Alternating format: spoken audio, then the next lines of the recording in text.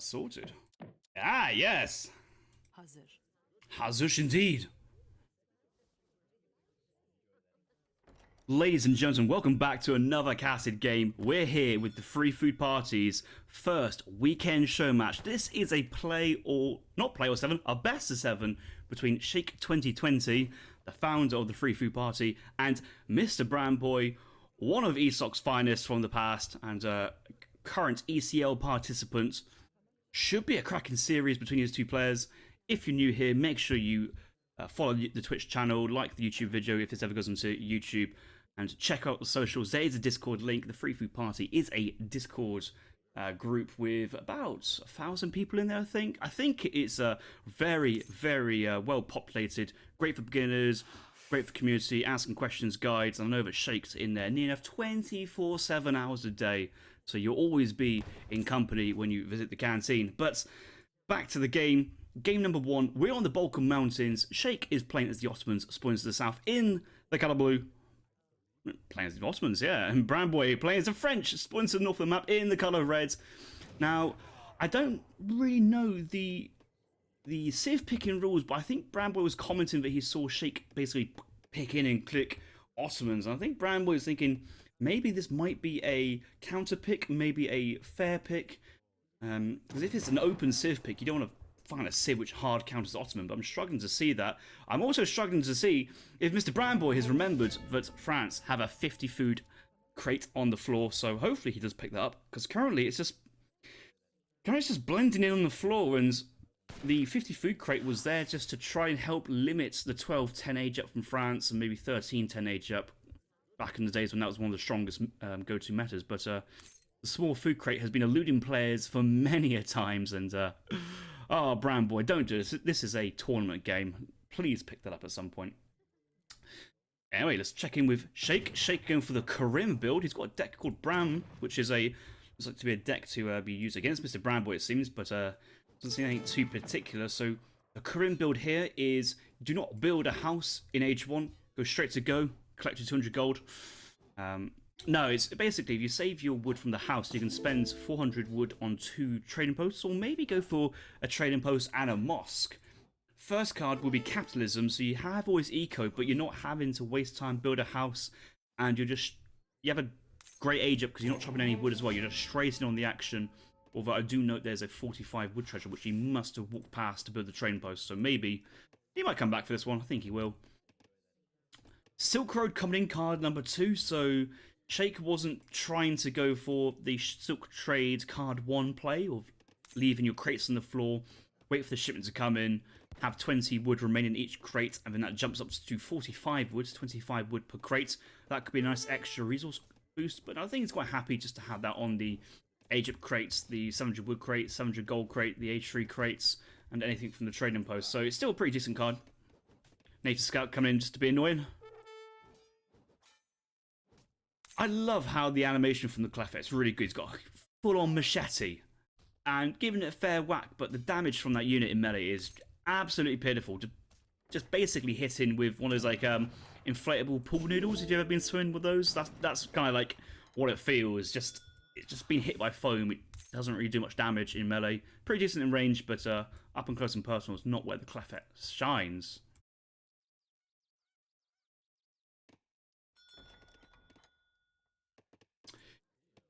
Back with Mr. Bramboy now. He's aging up. 14 villagers. Does get the market down transition aged. Went for an age 1 trading post. There's explorers out on the map coming across 90 food. There's some really decent treasures mid-map on the Balkan Mountains. 100 food here by 2 beasts. That's not one of them. That is one of them. 80 wood by 2 marauding musketeers. These units are pretty low. Here's a great one. 2 crabats with 115 XP on the kill bounty there. With each of these guys giving 26 XP. So 160 XP up for grabs from that treasure. And that can certainly fuel forward momentum in the second age, or just, get that extra shipment in transition. It's a really, really strong treasure, and most of these European maps have strong treasures. Other things to consider: city towers. They provide half a trading post worth of XP income when converted. They also fire like an outpost, and more importantly, receive shipments. So if you're going aggressive, I'm thinking here Shake maybe going for a Jan Falk FF. He could actually convert some of these city towers and guaranteed a forward spawn point. So might be a opportunity there for Shake to incorporate that into his build order if he wanted to. Let's look at Mr. Bramboy's deck. He's got quite a FI heavy deck. How do I know that? Well, the deck name, it says FI, but also you can see the cards. It's not often you have cards like the 8 Dragoons, the 14 Skirmishers in the 4th Age. The 3rd Age, he's only got 8 cards in there, and, you know, France without a full rack of 10 is very rare. You see that. 4 CDBs coming straight away, likely to be 700 gold next, and just get the age up in. I don't really think he'll be going for a 700 wood card too. He might make a couple of Hussars, might go for a stable play, but if he wants to age up, he wants the momentum, and yeah, is he going to go for a trading post? He might go Stagecoach. Steel Traps incoming as well, still gathering some wood, and a house coming down. Yeah, he's not going for any units in the 2nd Age. And why should he? He sees that Shake has the Stagecoach researched at the back of his base. Quite an expensive investment for 2 trading posts there from Shake. Shake's also got an in-base barracks, just in case if Bram goes offensive. The Explorer here from Shake's out on the map, but I think he's about a... No, Brigand's not going to kill a Explorer. That's actually a really good pickup for that remaining HP. But both players here looking to go for a straight fast fortress. Shake wants to go to the 4th Age. Might do. I know that he hasn't got the 2 church cards, the Advanced Church and the Special Palace card, which makes all the mosque techs half price. I think that combination is a bit too broken, and I know that Shake's a fair player, so he won't be utilising that. That strategy was banned in the recent ECL tournament, so maybe that's not in the mind of Shake, but regardless, some of the later game Ottoman stuff is still pretty decent. Does have the 1,000 wood, remember he does have Silk Road, so 1,000 wood is actually now 1,250 wood, 700 wood is now 875 wood, so these shipments are packing a massive punch. They're offering so much resource and momentum here for our Ottoman player that Shake should be very happy. Going up to the next stage, aging up with the scout, 4 Hussars here, and Bramboy also aging up, surely. Oh, this is awkward. So, wow, Bramboy's gone 700 wood cards, 2 in the 2nd Age. 4 CDB, 700 wood, now sending 700 gold, but he really should have been aging up already if he's not making any units. I don't understand why he's gone wood as his 2nd card, because you can see he's spending 400 wood on buildings, but he's not going to train a unit, and that gold could be gathered up already. He could be already on the way to the next stage, but fear not, it shouldn't really matter too much in the long run. He'll have a bit too much gold here, but that will help him on his trip to the 4th if he carries on the age up process. Welcome Blackburn to the chat. Game 0, best of 7 between Shake and Bram. Make yourself comfortable, get a drink.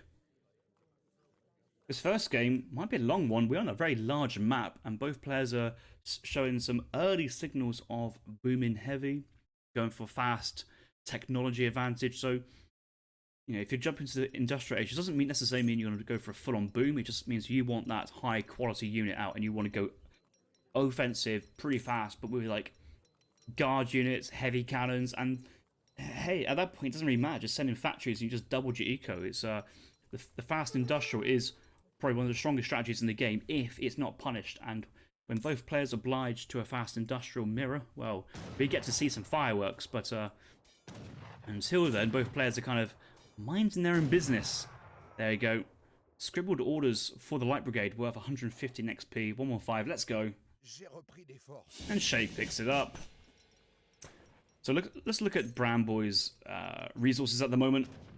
900 gold, 900 food. He looks like he's trying to get to the industrial age. I think he's realised he needs a lot of food now, so he might change his stagecoach over to food at some point. He also needs to herd in another. He's got a random Vil herding really far forward, but he probably wants to be looking for this back hunt, which he has not scouted yet. That's a shame. A little bit of wall in here from Bram, maybe line of sight. In the fortress age, that should give a minimal amount of line of sight and maybe a distraction for an Ottoman army if there's Z moving across. But yeah, the thing with Bram is I think he understands what might be happening, but this is what he's seen. He actually sees nothing. He doesn't really know what's going on. He sees the age 4 delis, but Bram doesn't know if there's a tower on the side here, and he's going for a full-on FF, all-in aggression. or he doesn't know that Shake's sitting back. There's Explorers. Like, Bramboy is just rolling the dice, crossing his fingers and praying. Shake has got veteran Janissaries, actually quite a few of them, but... 2 Falcons being sent from home. Oh, please, just take a tower. Please take a tower and just send your unit shipments forwards. You've got so much momentum here in strength. Those Falconets, they could have been on the field already. They could have been on the field already doing damage, and he's just going to walk right past this treasure, I feel. Not looking to get it. Musketeers, actually 20 XP. Like, why are we not taking it, Shake? Why are we not taking it? And maybe this is a case of not really thinking about what the map can offer, but France doesn't matter. Okay, he does see that the Hussars are raiding one city B. That's going to get down. Buying some time, but here come the Janissaries and the Falconet straight into the base. Is Bramboy on the way up? I bet he is. Oh, he definitely is. He's pretty aging up the Engineer. Yeah, he's got a Dragoon and Skirmisher in queue. Does have shipments ready to go. But this is awkward. Do you have your trading posts on XP so he gets to send the strong shipments? Or do you have resources so you can train units? I think... Oh, we got Blunderbuss coming in. He already does have his great coats. 1 Dragoon being trained. He might try and go for 3, 4, 3. He can only have 3. Working on the delis behind this. He does have his Stagecoach on gold, so he should have enough gold in a second to call Minutemen with the Engineer Age up. So you may be tempted. They just do come out. Dragoons focusing down on the delis. Delis moving back onto Dragoons, but look at this Kite in action here. Not too bad. They're just trying to get a one-tap shot on sort of the Janissaries, but it's delaying the Jans sieging the town centre. It's basically getting time. We got 1 Dragoon in queue. No, we don't want Dragoon. We want Minutemen. We want Minutemen on the edge up, Mr. Bramboy. This is our timing with the 2 Falconets. Vills do come out. Where will the Falconets spawn? The villagers are blocking the spawn points. And I think at this point, oh, he's actually got the shot on the Falconet. He's actually won the trade 1-on-1, but it could be interesting to take down the Janissaries because... You know, Falcons are not great versus CDBs, and they can just move into melee. We still have 1 Dragoon in queue. No Minutemen has been called off yet. We do have reinforcing Janissaries. Reinforcing 8 Janissaries. They've crossed the map as well. They did not spawn from the forward tower. Town centre being thrown by Shakedown in the middle. He's going on the aggressive. This town centre is a low HP, and I think Bramboy's dead. I think Bramboy has failed to respect the Ottoman FF and gone too greedy. He has no shipment point. And he's caught it. GG. Shake wins game number 1. Well played there to Shake. Oh. No, that's... I've got my scoreboard mixed up. There we go. There we go. Back to Shake. Beautiful. But Shake taking that first game 1-0. I've got to say, that was an exciting push there from Shake onto the town centre. Not the outcome I was expecting or hoping for. Bramboy fading to call Minutemen, fading to wall up the front of his base, maybe going for a delayed age up with the 700 gold. I think he might have saved his 1,000 gold shipments as just like a pivot and has got his 2 shipments ready to go, but without a spawn point, he can't send them in. Shake just 3 spawn points forward, and can't believe those 2 Falcons and 8 Jans from those shipments just crossed the entire map, but Shake there with a strong H2 build there, the double TP H1 into Spice Trade, Silk Road, not Spice Trade, Silk Road, getting the credits, getting the momentum, and then pushing forward. But it's just simple AoE 3 build orders, simple AoE 3 theory sometimes can be good enough to take down the great players in the game, and the Jan Falconet shows that in this game. So we'll move on to game number 2 now, and we'll see you over there.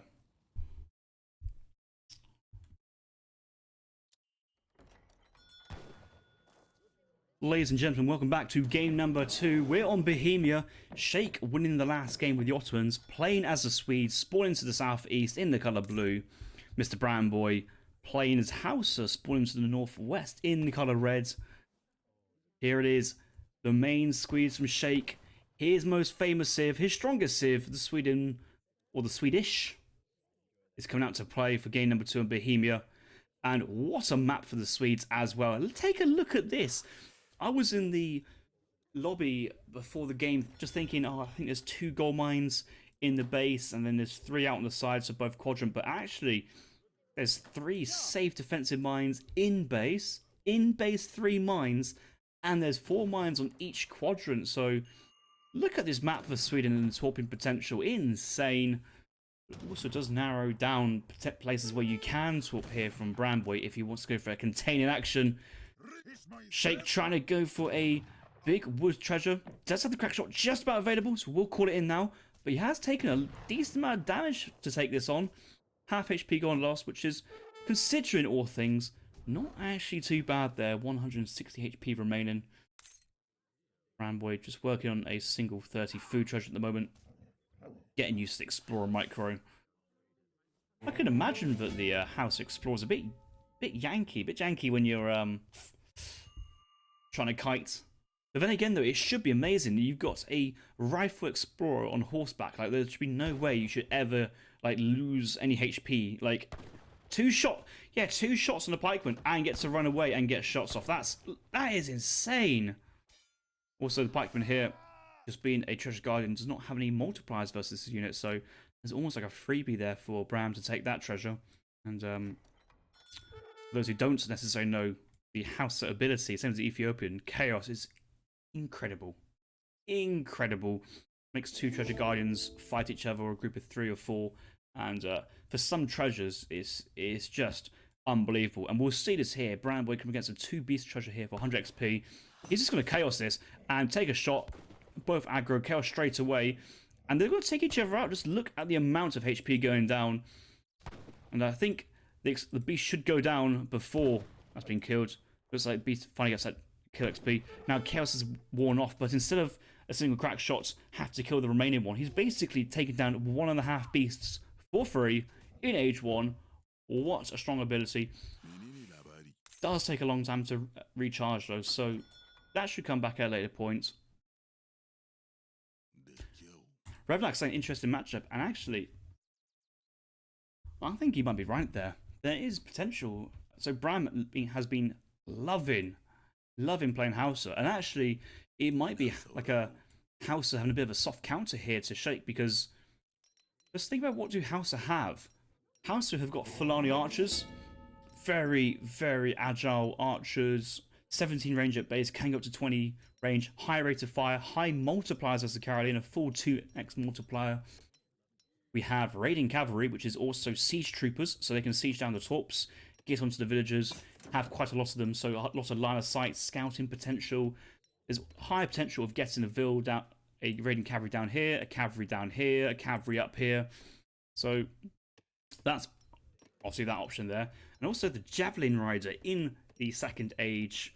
Anti-cav, can dive in on leather cannons, and if there's any hussars out in the field, can go into melee versus cavalry for a massive 4.5 multiplier, and the base attack isn't too shabby as well. So I think Hausa have literally all the tools at their disposal. And the House of Wetting here for Bramboy, with access to the Golden Rater ability, 20% armor for all his cavalry, range, melee, siege, and stacks on top of existing armor.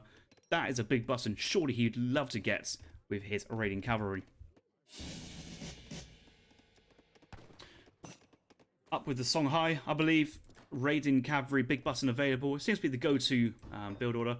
In base war camp, though, I would have liked to seen it out on the map, get some pressure on. Starting to see Shake get some torps out on the map, but the thing is, great, like the Explorer has seen the villager. He's kind of been up to the top as well and had a little scout around, maybe not recently, but he knows of 1 torps down here. There's ground tech being researched, 1 raiding cavalry being trained, and I think the big button is a 500 influence technology. So when the export does come in from the university, maybe gets the TP as well, we'll be seeing raiding cavalry get spawned everywhere. And now here comes the fortress as well. That's going to help the eco of the university. And first batch of raiding cavalry out in the field. Shake kind of does need some units to defend this. What's he going for? He's got Carolines.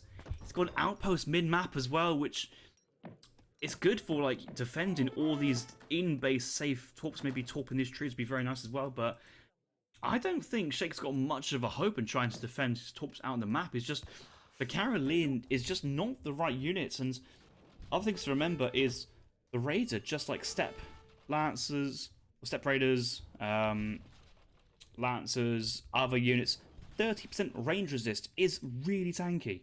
And although Karens, yes, they have multipliers, it's only a 1.5 multiplier, so by the time it's gone through the range resist, it's not actually doing too much.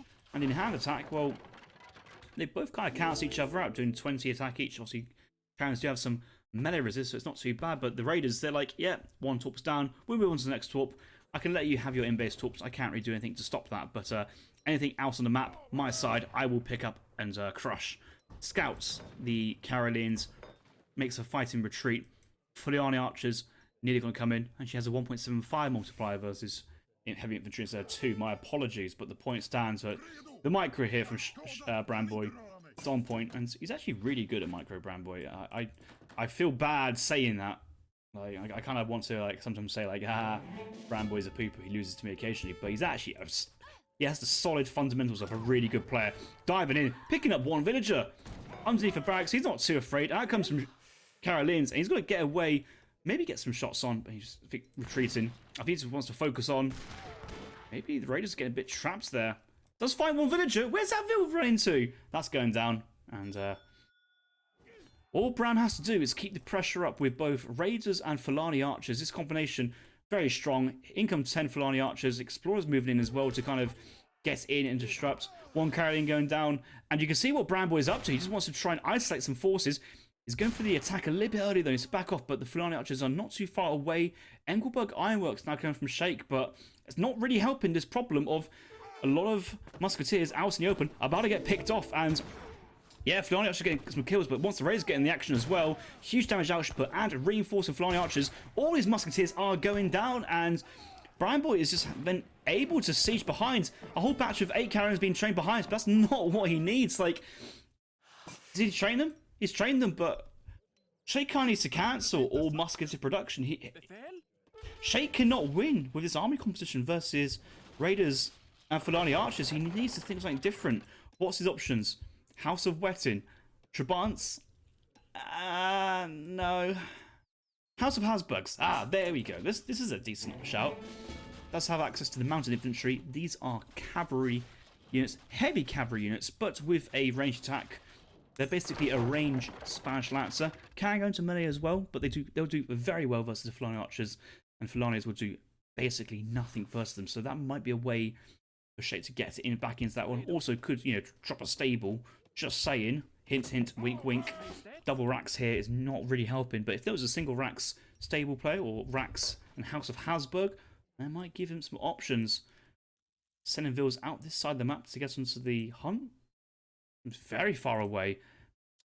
He hasn't scouted this back. Surely he scouted this hunt previously. It feels so strange to be this far and actually getting Vills on both sides. Like, I can understand Vills on the southwest. Armies nearby can defend. Oh, the Fulani Archers. Oh, the Vills gone down. And Shake's just in base. He's got leather cannons out. He's open for it, but the Fulani Archer's just going to walk in. Great. You're going to lose a couple Fulani Archers. Doesn't matter. He's going to right-click the cannons. And they're both down. 2 cannons go down for about 5 Fulani Archers. 6 and 7 drop down now behind. But there's still enough units to rip through the Carolines. And the Raiders not even joined the fight. They're just raiding the torps. And also, 4.5 speed. They're slightly faster than the Carolines. They can just maintain range, get out there. Look at this guy's in micro here from Brown Boy. What can Shake do? He's just stuck in base. He's lucky. He's thankful that there's a lot of gold mines in his base so he can torp them. Shake at 140 torp population is pretty decent. But, who's building these? Is it a villager? Oh, you can't keep sending single vills up, Shake. You're just going to lose them. Just going to lose it. He's actually going to see the torps, and these are going down. And the Archers may want to follow him, but staying nearby to pick up reinforcements. Looking at Shake's deck. There is 3 Huss in there. There is 3 Hussars, and he needs to call them now if he has any chance of pushing out with the Carolines. Bill goes down. Torp goes down. Oh, he's going to go for the Foundry Wagon and the Leather Cannon. And although that's a good card, it's just not the timing he wants. It's not the time he needs. He needs to be able to get units out now and strike. Bramboy's got the score lead, and he's just got the full map control. There's a villager running to the south, but guess where the Raiders are running? They're running to the gold mines, and that is the game plan versus Sweden. Is you'll try and work on their torps, but also what Brambo's doing so well here is he's keeping the tabs on the army. The Fluny archers are not too far away from the Caroleans, and Raiders coming in, but it's that Vil. The Vil is walking in, and these Raiders are just going to sit by the gold. There's no reason to move, and actually just about lucky getting it up. Has Bramboy seen it? I don't think he has. Yes, he has. If he looks at oh, he's seen it. Torp is going down. Villager is going down. One lever cannon out here for Shake. More levers being queued. A whole batch of 3 or 4 coming up. Backdoor raid here. The Raiders. This is so nice. And yeah, the thing is, as soon as it's so cool killing the villager and the house, it's just so much. You have to rebuild the house at some point, and you lost all that villager. And they're coming into siege at Torp as well. It's just good. Just in, out. Where does Shake push? He just doesn't push, and he kind of has to age up and think about going for oh, what they're called, Hackapolites. That won't be a bad shout in this matchup. He needs something to do with Fulani Raiders, and Hackapolites could do both, I think.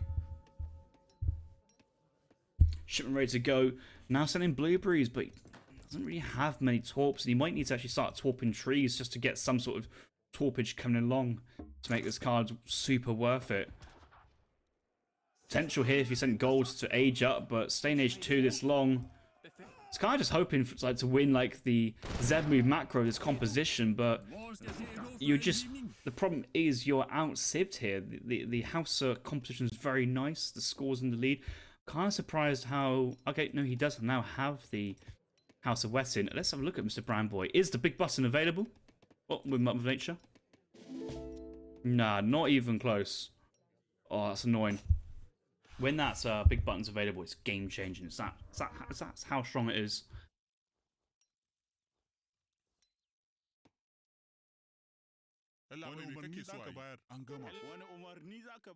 Oh, I didn't even see the raid. What a raid here for Mr. Bramboy. 3 villagers gone down so far, and potentially if there are more to come as well. Only 24 villagers. And Shake's army is just in the middle of the map. Does he push? Does he stop? At least he's protecting his torps, but there's some more torps in base going down. He hasn't really got a way to defend this. And yes, Outpost does some good damage, but let's look back. As Ray's defending, Fulani archers waiting to receive. He's got line of sight exactly where Sweden is, but that's fine. He can do what he likes. Like, Bramboy is, he's just kind of got the control over Sweden. Full batch of Karelians here. Still no cavalry here from the Swedish player.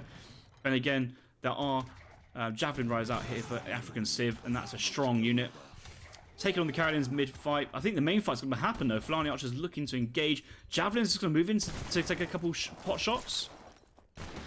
Does Bramboy need to take this fight though? That's his other question. Oh, he's aging up. No, he doesn't. He just needs to buy time.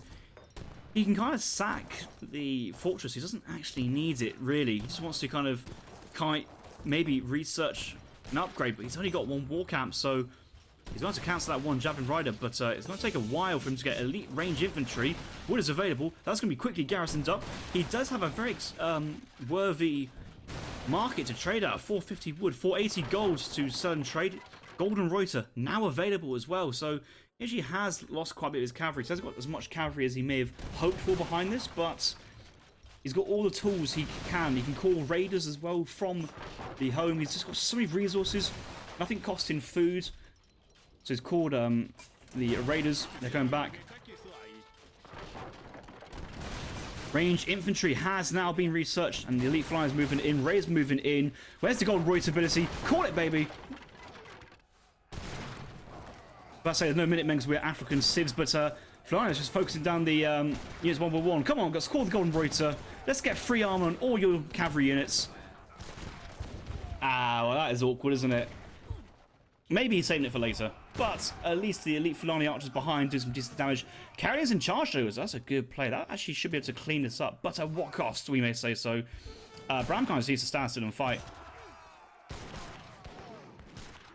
Raj being trained. We've got randomly 1 Javelin Rider in queue. Still only got 1 war camp. We need more buildings, Bramboy. You've got so many resources.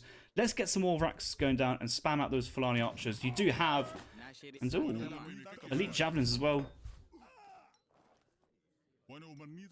Wait, elite javelins, was that upgraded by cavalry? Ranged warriors. Oh, wow. It's an upgrade for Javelin Riders and Fulani Archers. Man, God, that's insane. Anyway, Fulani Archers is out on the map now. He does have his 20 range attack there from the cards. That's a good play. Looking for second war camp. Do see second war camp. And still got the Lartok value to trade. We've still got the Golden Reuter ability available as well from Bramboy if he needs it. Maybe he just doesn't need it at the moment. What's his next card going to be? Maybe not counter cavalry tactics. Does have option for Fulani Archer combat. Fulani Archer combat is pretty good. There's some decent eco techs as well. Maybe 1,000 influence. What's he age up with? Oh, the fortress has gone down. I can't quite see behind this, but it does have abilities to research from other technologies, which I don't really... Oh, we gain influence for each enemy building and unit defeated so far. Timbuktu Chronicle. Wow, that's double your investment there if you've ever seen it. That's a great return. 500 influence to get 1,000 back. Yes, please. Sign me up. Hey, the good news here from Shake is that push has bought him time to get on the map, and I think that's actually sometimes what Sweden needs to do is if you go aggressive, you can kind of like get on the map, be aggressive, and force the player to not be able to raid. We're training lots of Javelin Riders, but actually it's the Raiders we need back now to start sieging, and the anti-building here is just not quite here, but the Elite Fulani Archers melting through the Carrions. Falconets do come out behind. Still waiting to see any trading at the livestock market here. The value is ready to go. He's going to go for a Royal Banquet. I don't see the Royal Banquet here playing out. It's calling 1,000 influence as well. Maybe a Bramboy's is out APM. He's just fully checked out. He just can't do it. Can't do it. Right clicking the Falcon with the Javelin Riders. Good play there. Focus down damage dealers. And the Flying Archer behind should do some decent damage. But a lot of Carolines here. And we haven't actually got too much of a mass. We're starting to spend most of our resources. Javelin Riders are going down. Maybe he's thinking reinforcement cavalry. But it hasn't quite come out yet and materialized.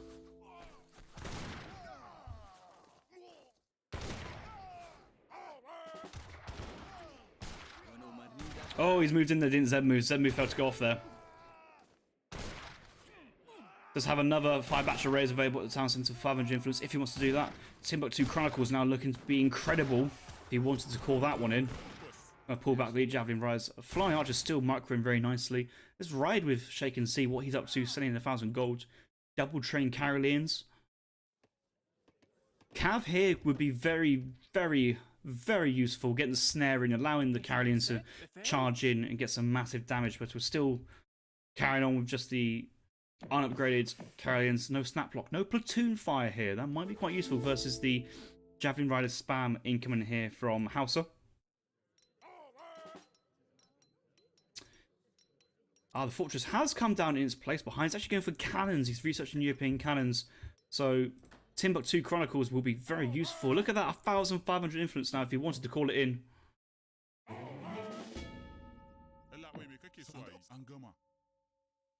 I should probably stop commentating on the Timbuktu there and the Golden Reuter from the House of Wessex. I don't think any of that's going to come in, even if it is going to literally help Bram in every single way possible. I don't quite think he's gonna do it.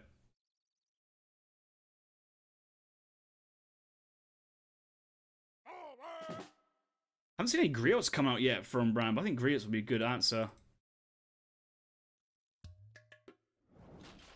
Oh, the European Falcons, but they're not consulate, it's regular Falcons. He gets a shot off! Oh, will the Falcons go down? Carolines looking to engage, and what a beautiful volley there. I think it's right for the Falcons to target the infantry, because the Javs can go on to Sweden's Falcons later on. And there's some massive volleys from both players. The infantry is just going flying. Fleon needs to stand still and just fight now. They just need to stand still and fight. They have a high rate of fire. Anytime they're moving, they're not firing. And Guy needs to provide cover and fire for his Falconets. All said and done, still in the score lead, still looking pretty happy with his placement. But stacking a lot of gold now. Needs to get some of that food income high again. Whole Hunt tops on the map. He hasn't quite seen. He does see it. There is availability there. Hasn't gone for Hasbergs. They went for Hasbergs. So you can call in a massive amount of mercenaries, but they cost influence on gold here, it seems, so they can't do that. But Congress of Vienna is a little bit cheaper, so I'm quite a bit confused about this, how this influence resource trade mechanic works on native technologies and native units, because 135 influence is not the same as 160 unit res, but 1,500 gold is the same as 1,500 influence. I'm a bit confused what to think of this. Getting the raid, putting some more pressure on the torps. The backside has been walled up, so don't know what Bram's going to try and achieve.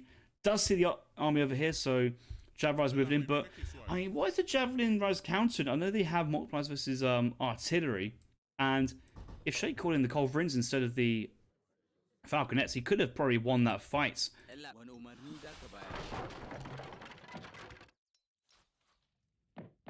Oh, the village is going down here from Shake, and we still haven't seen our Timbuktu Chronicles. Let's look at the other technologies here from the university for those who are learning Hausa for the first time.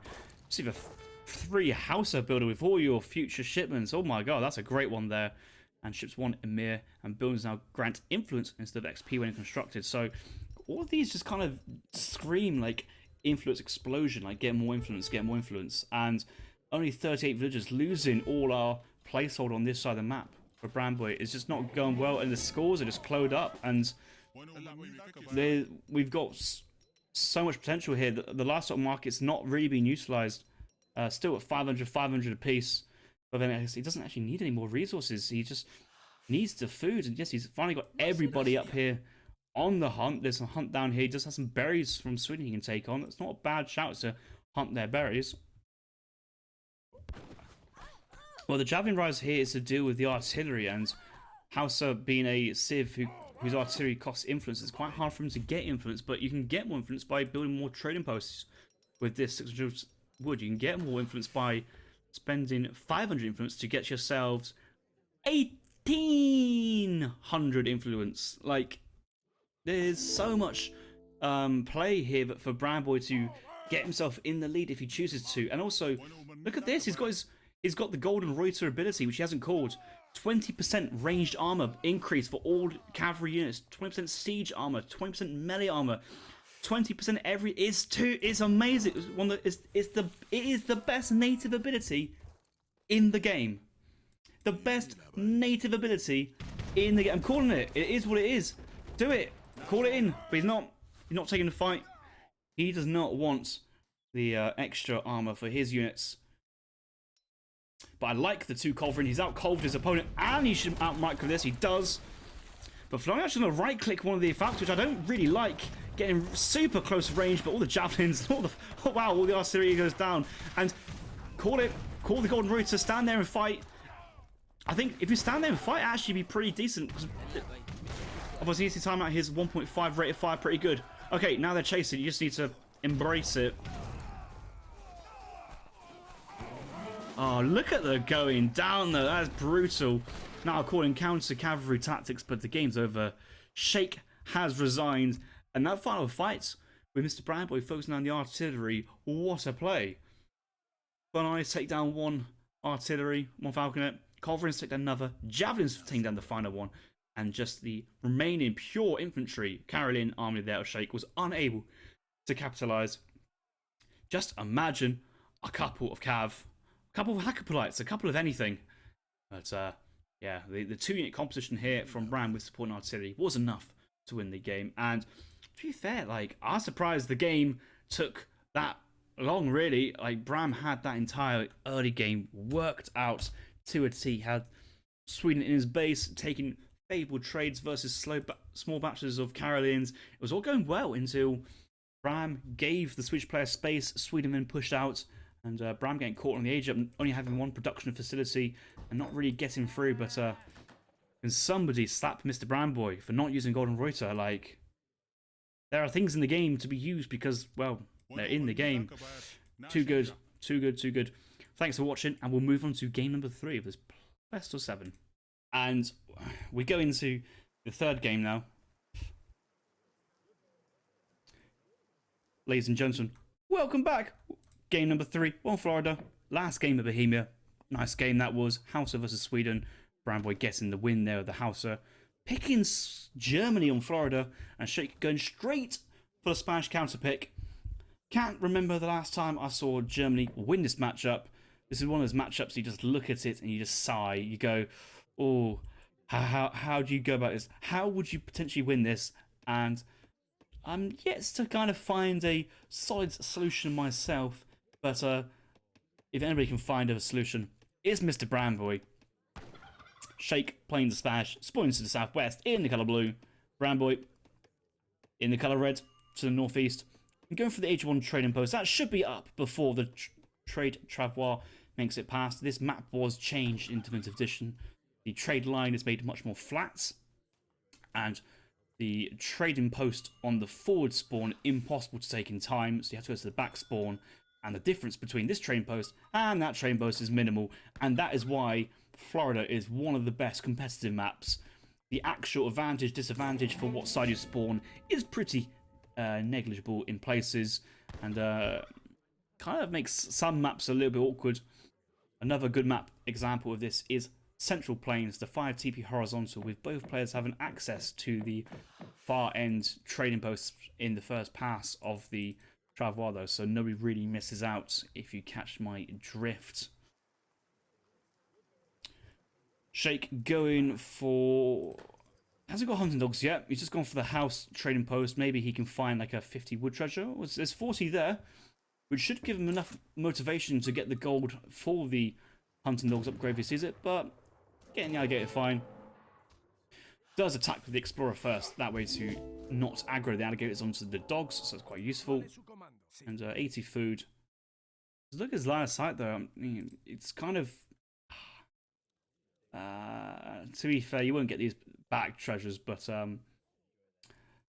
things you should always be getting your units being busy. And actually, the dog with 5 speed could pull trick the explorer along, and Shake's just sat there chilling. He'll move. Maybe he's taking a siesta, taking a break before next stage.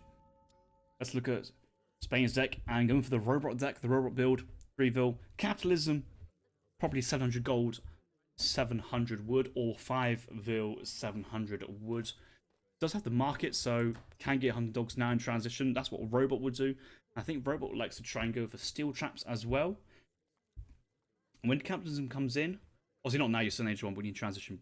When capitalism comes in, that extra gold with that and the 700 gold, you can kind of buy at the market and invest into steel traps, so kind of keeps your economy ticking along very nicely.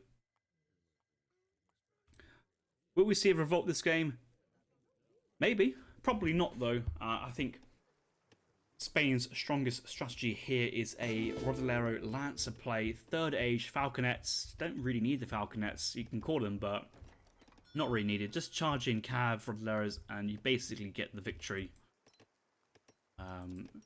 That's mainly due to the fact that Germany have a lack of a musketeer-based unit, and their war wagons are very clunky, can't kite their dragoon style unit. The Black Riders take a minute to send, and with cavalry every shipment, their civ bonus is basically hard countered by Spain's unique unit, the Rodolero. So it's just, for all intents and purposes, just a shocking matchup here for Germany. But if I was playing Germany right now on the ladder and I faced Mr. Robot as Spain on the ladder, I'd be hitting that resign button straight away. But it's a tournament game. There's always potential to win, and all it takes for Bramble is a little bit of cav raising, maybe a DOP production, maybe a DOP batch on Rodolero's Lancers. Don't think he's got 5 Doppelsunners in his Age 3 deck. No, that's a shame. Not many players have it in their deck, so I don't blame him, but it's kind of one of those things you kind of need versus Spain. Does have Black Riders Jaegers, but will he go for a full-on mercenary play? Probably not. What are the mercenaries this game? Napoleon Gun? Gatling Camel? Bosniaks? Napoleon Gun could be actually really interesting in this matchup. It actually could be a soft counter to what Spain does. Having some sort of artillery, but you don't have to pay an artillery foundry for all the housing. You've got decent gold options. A lot of gold mines up to the north, so you're never really out of gold. You could definitely go for some Napoleon guns and have that behind a row of war wagons. That'd be pretty good.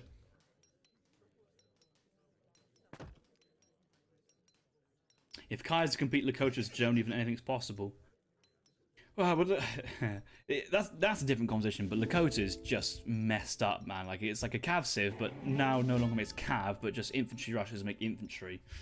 It's so strange. Like I used to enjoy playing Lakota with like a flavor, but I haven't touched a civ in months, maybe a year plus. Like, do you remember when Fitzbro used to stream Lakota all the time? Because it was his favorite civ, and we used to actually enjoy watching his games. Like they're pretty good. Now it's just like, oh, double racks forward, spam infantry. Oh, GG.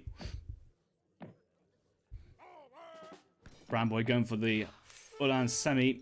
Doesn't have the resources there for the 5th Ulan. Only has 6 on the floor, but if anything, actually not training a full batch of Ulans here actually might work to Bramboy's advantage. Just getting some raiding, quite nice. But in-base tower kind of kills all raiding straight away. Like too much damage to take under, and he's not really stopping the age up. I think he's already on the way up. Maybe, yeah, he's just clicked up. Hunting dogs have been researched. Maybe he gets steel traps in a bit, but from here he's maybe wanting to go.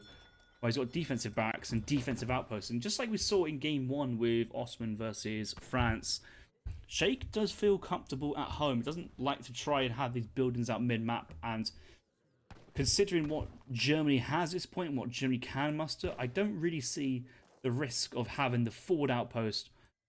It would be hard to get the racks there, I will grant that, and that's something you probably have to think about, how you'd want to try and get those villages out there safely. But Rodlera in queue, in pivot. 5 will come out. Losing the Explorer is not the end of the world. He'll get revived on the age up, and Rise will come out and push this one back. So all in all, not too bad there from Shake. I mean, like, yeah, Shake's just getting cleaned up the cavalry, and I'm sat here going, yeah, it's not too bad. Yeah, well done, GG. But that's the state. That is the state of the game at the moment.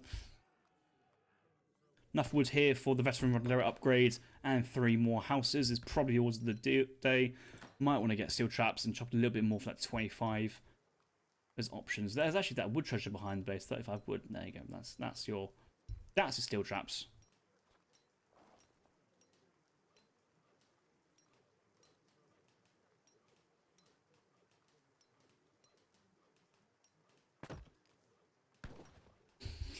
God, do you remember when the devs gave Lakota 200 woods and everybody literally told them that's a bad idea? And they go, yeah, nah, let's give Lakota 200 wood. They're currently weakest at the moment, so surely be good balance. And was like, no, do not give the fastest cavalry explorer in the game access to trade boats straight away in H1. And yeah, my God, those days, 4 axe riders in your base at 4 minutes, or like 4 minute 10. It was just, what could you do? Just little lines. Oh, for some reason I thought it was like a forward tower rush, like behind base forward tower rush, but no. Hussars do come out, and they're gonna get some rain done, but the cav will see this. I hope Bramboy's on the way his next stage. Yeah, he's already in the next stage, and skirmishers will come out. Shake's going really forward here, and he does not want to get caught out. Ulan's getting the snare, but the returning Ulans will catch these Huss on the edge up for free. So that should be pretty nice. Actually, turns around to take the fight, which I think is a very smart play there. But the Skirm's going to come in, and Bramboy is in like micro really good. He sees the Rodlers, he sees what he has to do. Actually tries to get one Ulan on the action to snare them or get them interested for the skirmishers, but the Hussars behind are killed, and Rodlers behind. Still H2 rods here from Shake. 9 Rodlers coming in, veteran Rodlers being teched, and although Shake's on the back foot at the moment, there's no way that Bramboy can out-micro 20 plus 30 Rodleras with 8 skirmishers. He's going to need more, and he might need a war wagon just to kind of get in there and be annoying.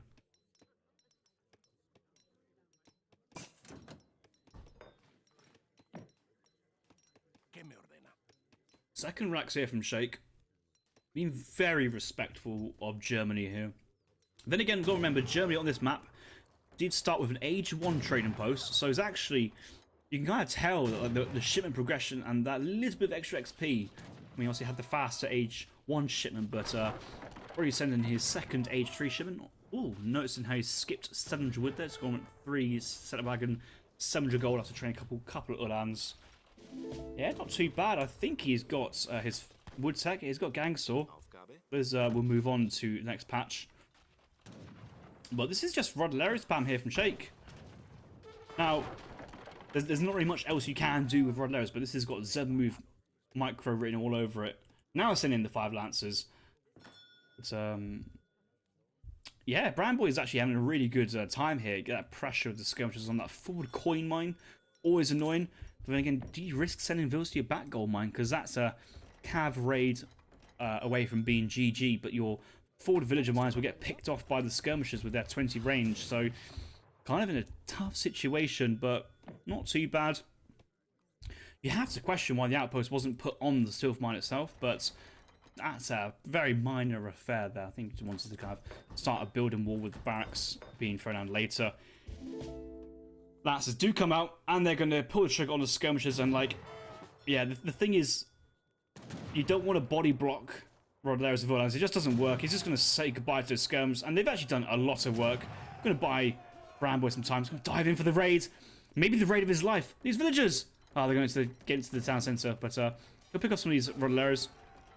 4% range resist, and the thing is, will they die before reinforcements? And they might not actually. They've just served their purpose, and the snare is on. He needs to get out there. The snare is on. Another attack. And he might just lose every single Ulan here. He's going to pull back, gets out there, and he's going to run away from that one. Oh, the reinforcements. Oh, the snare comes in, and the Lance is on the top, and Bramboy's going to lose everything here. He's going to lose everything. And all of a sudden,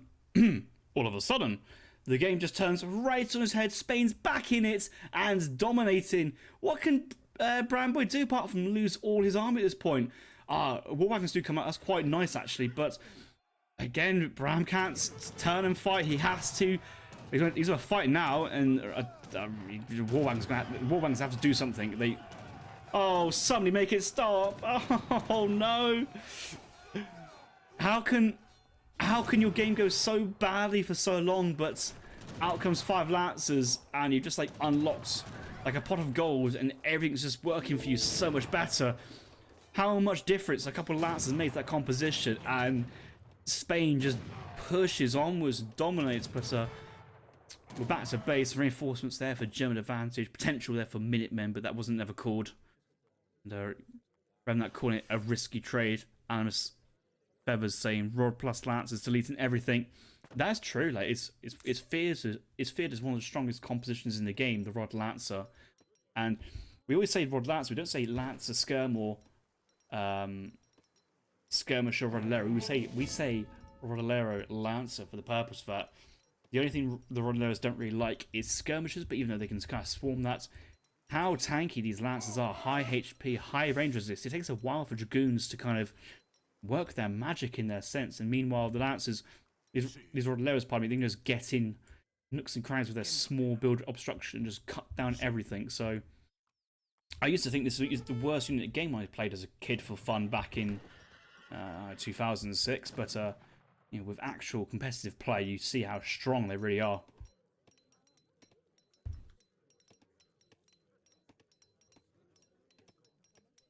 Remnant calling the game's Even Stevens. 30 Vils here for Shake. Doesn't yet have steel traps or placer mines. Meanwhile, Bramboy does have steel traps, placer mines. 30 villagers with 8 settler wagons. He's up 8 Vils as well with a stronger economy. So reinforcements coming in, and the thing with Bramboy, does he need to push? The answer to that is no, but he does need to secure resources. And I think it'd be very wise to take his entire army or economy and start securing that top side of the map. That's where his army is nearby.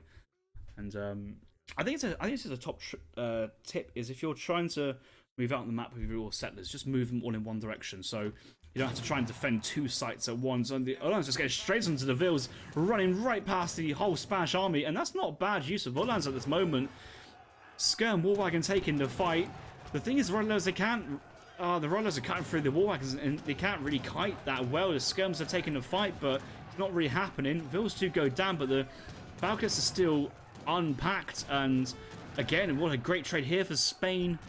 The Uhlans getting on the raid on the villages is not going to be enough to turn the battle into his favour.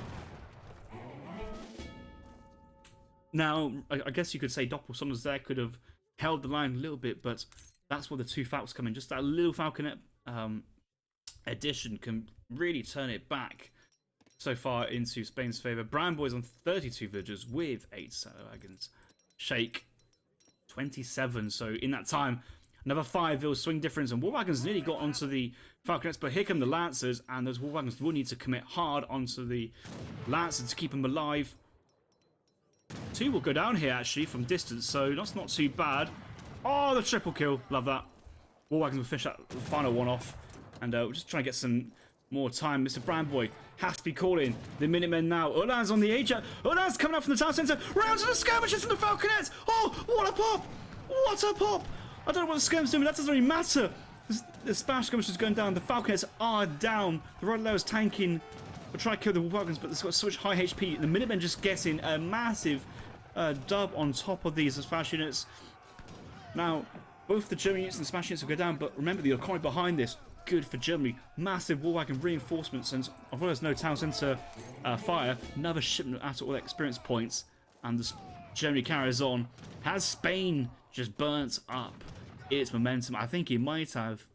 We check Shake's point of view. Infantry combat with a grand total of 10 Rodaleros on the field. A couple of Rodaleros on the previous engagement getting picked off as well, and I think you do need 4 War Wagons to 1 shot of Rodaleros, so he kind of needs to take the shot, but just see how he can't really kite this. He can't re-engage, he has to keep running around.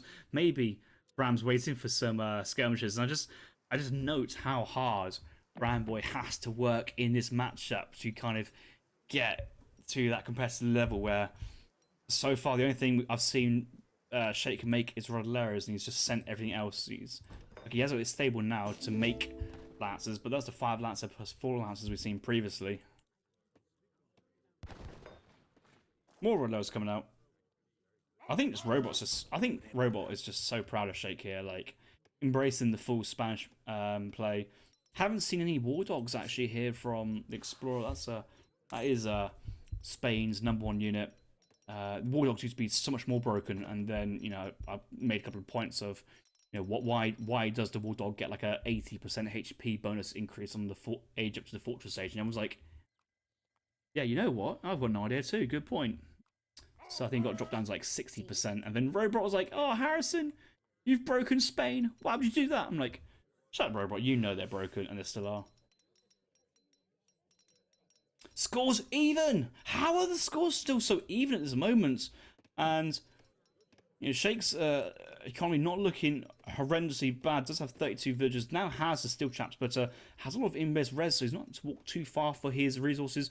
Pretty much safely garrisoned up by the Rodaleros, but I think it's because the Jaegers have only just hit the field, so there's a momentary dip in the score, and now we've just added 4k onto the score with the Jaeger and the War Wagon reinforcements. Now this is what you call reinforcements. Very strong goons, very strong Jaegers, decent high SP, but with no melee resist, and they can only target 1 unit at a time. Might actually not be a bad engagement here if he has to fully commit with everything at the same time, but losing 3 Lancers already, and now the Rodaleros trying to get in the action. That's just momentum there. It's just such a kill just to not have that full push. Shake does not have any eco cards, does not have New Year, does not have the Hacienda card, which is maybe the greatest card in the game. 2 double plantations. Just imagine if we gave Germany a 3 plantation card in the 3rd age, not a 4 plantation, a 3 plantation card. Everybody would be playing Germany. There'd be no reason to not. But no, he doesn't have those cards in, and with Spain here, what you see is what you're gonna get. And Bramboy needs to split the fight micro onto the Lancers. The Jaegers will work for the Rodaleros and should buy time actually, and just a little bit of just like what you don't want to have is all the Jaegers firing at once. A stagger formation, but you see like each volley 3 are going down. And the War Wagon's still standing, but the Lancer reinforcements! Spain with the Lancer reinforcements! Cut down the War Wagons and say, kiss goodbye, your Jaegers. But there's another reinforcement batch of War Wagons, and again, just another play here from Bramboy where you think he's pretty much got this game in the bag, sewn up, signed, sealed, and delivered, and out comes some Jaegers just to Lancers just to ruin your day. The War Wagons here should be enough to cut through, but he's just basically ripped through an entire mercenary shipment with some 3 or 4 cavs. So as a trade goes, that's excellent. Now sending 20% HP for Rodoleros and training double batch of Rodoleros. Nice.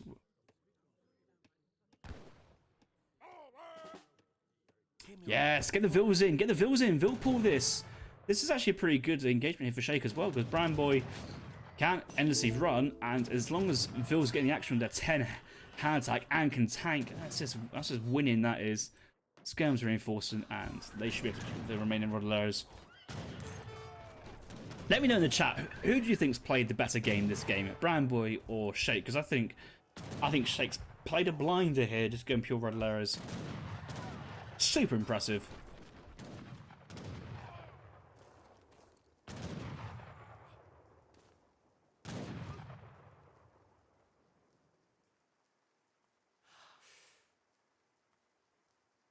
Is Hacienda's a really good shipment? Yes, it is a really good shipment. I mean, okay, on the face of it, let's say you leave it as a purely plantation mill card. You're sending yourself 4 plantations for free. So you're sending 3,200 wood worth of buildings for free. And they have a base gather rate, and they're a livestock pen as well. And they garrison, and they receive shipments. But more importantly is that you can train villagers from them, or spawn villagers, and that works multiplicitly with the Spanish new ways as well. So you can have a huge Vil boom with Spain if you just sneak in 2 haciendas, put a couple Vils on there. It acts like maybe the 2 haciendas with like 3 or 4 Vils on each. Acts like another town centre, pumping out villagers for free. There's scaling issues with that card, definitely. And then when you play that into potential revolt, and then potential send in citizens and do the same thing again of spawning a whole heap of villagers, it opens up the door for late game Chilean revolt eco and gives a load of different ideas. And just Spain, one of the strongest FF SIDs, now has one of the strongest boomable ecos if sat back. But Brian Boy just about managing to get over the line with that one, and boy, did he have to fight hard for that. He wins the game, GG. And although, he's proved me wrong, he's won the game. What a matchup that is for Spain. Have we seen, so many times, it's like, oh my god, Shake's just won us with a batch of units, and just coming in clutch. Just a little bit too much there from Bram. But, super, super close one. That was close all the way up into about 17, 18 minutes, and got to thank the players for that exciting game. I enjoyed that one. Hope you guys did as well. That push in the base, thinking it might be all over, and then the 9 Ulan shipment or the 8 Ulan shipment straight onto the Falconet and the skirmishers. That's just unlucky there from Shake. Maybe some say it's pure skill there from Germany, or a bit of negligence from Spain to dive under the Spanish in a German town centre, but so many times it was just so so far. But let's look at the military, and we're just going to see sharp drops here for Germany all the time, losing massive trades, coming off evens here, losing this hard as well. It's just super, super awkward just to watch, and just every time, just out comes Spanish Rodoleros and Lancers eating their way. But the resources should be way in front there for Germany, and I think sometimes when you look at these matchups and realise actually Civ has a stronger economy, all you have to do is kind of just sit back. So maybe it was the onus was a bit on Bram Boy there for me, a bit too aggressive in the third age. He had the better eco, he could have sat back and let that one generate. But these low unit engagements might be where Bram Boy shines. If you let too many Lancers and Rodoleros hit the field, how do you count it there with skirms? It kind of doesn't matter if you have 50 or 100 skirms, they all get eaten by 10 Lancers in the end of the day, so you kind of have to watch yourself in that situation. But very exciting dynamic game. I think Bram Boy mega happy to take the game off Shake there, one of Shake's strongest civilizations, and actually Bram Boy winning versus Shake's Sweden and Shake's Spain. You gotta say, he's looking favourite now for the rest of the series, and we'll find out in the next games. I got this call completely wrong.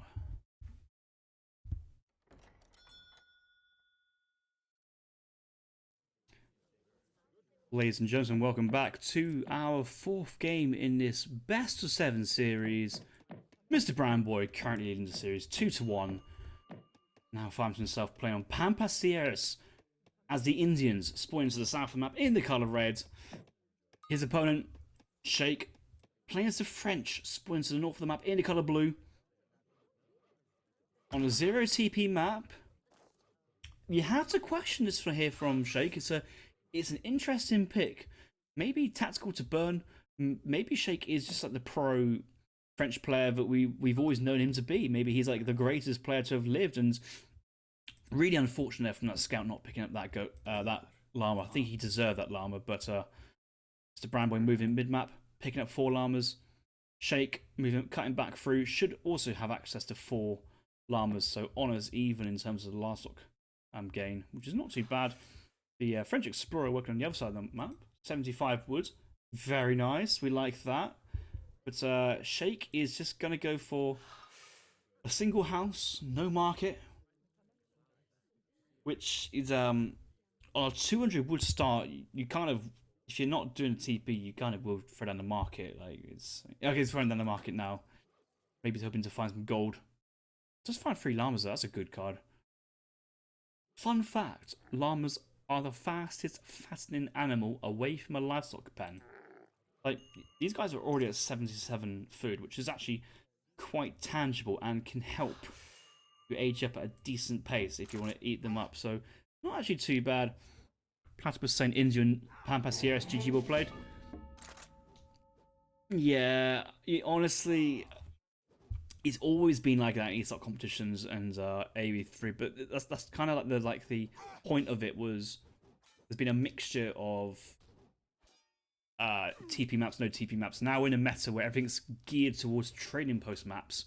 But Civs who actually don't need TP maps or TPs are actually doing quite fine on these other maps. But India as well is just a Civ which enjoys the scaling potential. To be fair, hasn't really been changed too much over the patches. So it's not a surprise that people are like, oh wow, India's amazing. But you know, they compete in most matchups. They do very well in most matchups, but it's not a foregone conclusion. I don't think that this match up is a foregone conclusion otherwise.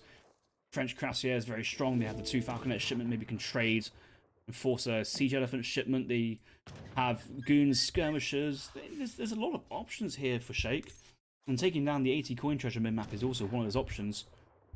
1 villager going forward here from Bram. Where's the second? This is a tournament game, and under no circumstances should you get your aggro blocked by a native scout.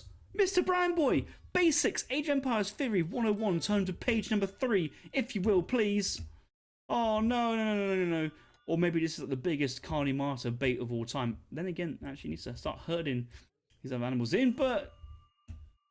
Oh, just Explorer sits here, Native Scout sits here, and Bramboy, is he going to do it? He's going to try and find a place for it.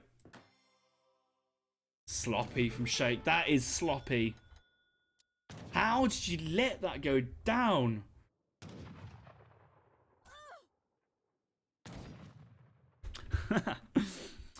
Age of Empires 3 Theory book available on Amazon. Search in Harrison AoE for your copy. But no, that's poor there. The thing is, it's hard to do. Okay, it's hard to block the aggro. You need to kind of guess where the thing is.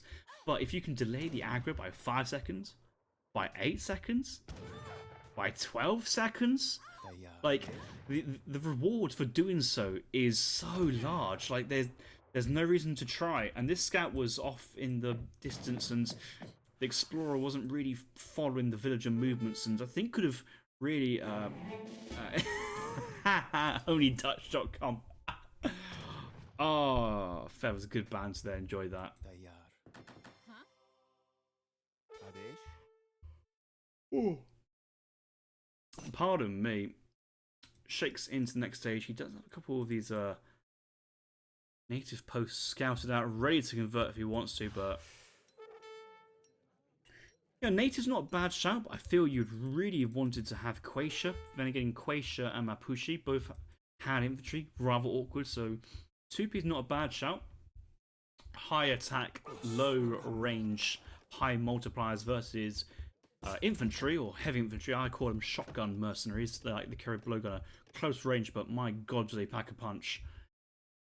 In base, we're seeing in base racks, 2 house coming down. Decent amount of hunt though, so Shake's map's not looking too bad, and did manage to pick up quite a lot of those llamas. But where did the llamas go actually? Am I blind?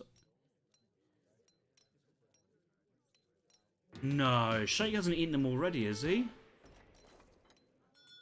Why would you do that?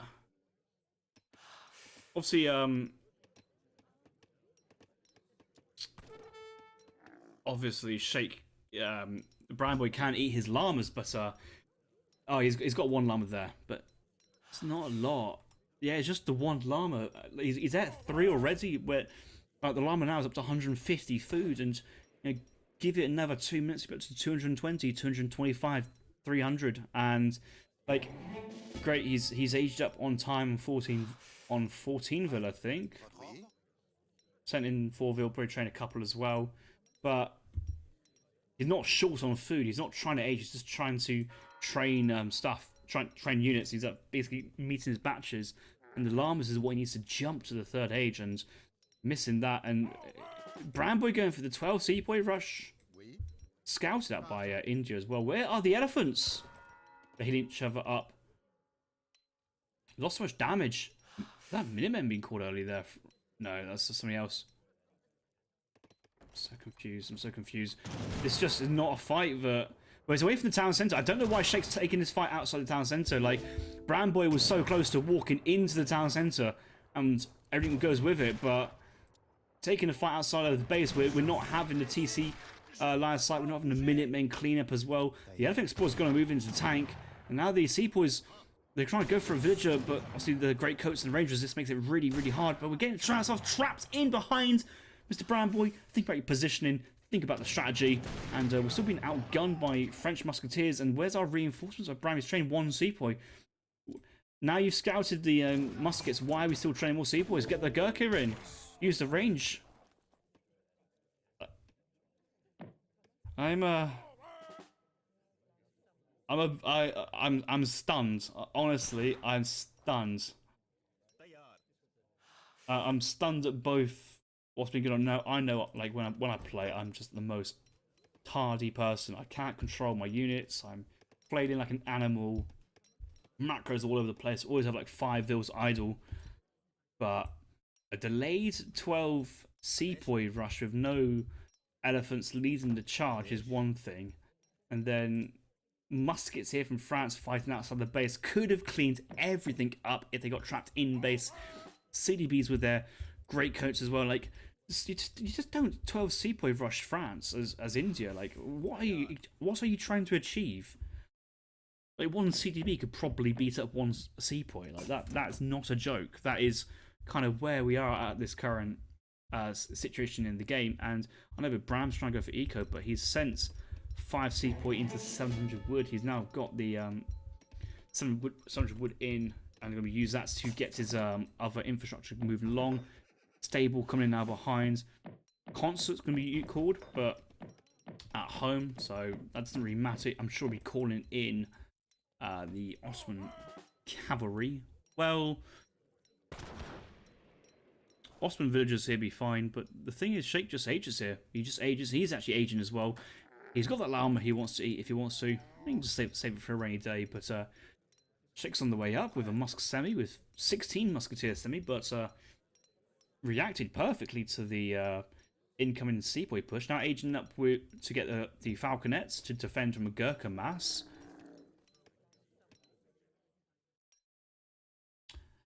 The thing with like Bramboy's build order is that he's kind of like gearing up to like go like for a full on like right click and H2, but this is kind of not what you want at the moment. It's really awkward.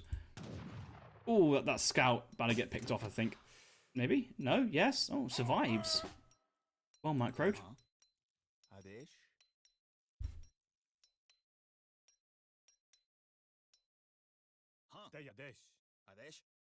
Eight Sepoys, 12 Gurkhas on the field. We've got Zam being trained. Now, I understand the premise of you see musket riders, so you might go for Zambrats because Sours don't do too much, but the Sours are here to maybe tank slightly from range, get the snare in, divert the attention while you go aggressive. Like, We called in the villagers, so it's a nice little boom there. We've actually got enough export here to go straight into Ottoman cavalry as well, so you should probably want to do that before the fight happens and actually get the seapoint to wake up the explorer. That's a nice little pickup there. I'm surprised. Let that one happen, but yeah, it's not the end of the world. But I mean, Shake's in the next stage, and he's already got the veteran musketeers out. All he needs is some 2 falconets to go with it, and we are being quite happy. There are the 2 falcons, and they're going to go straight to the Agra fort. But does Bram actually take the fight before the artillery arrives? This is potential for some nice picks. Only 1 musket going down. Shame. Hoping for more there. They're just starting to get onto the map.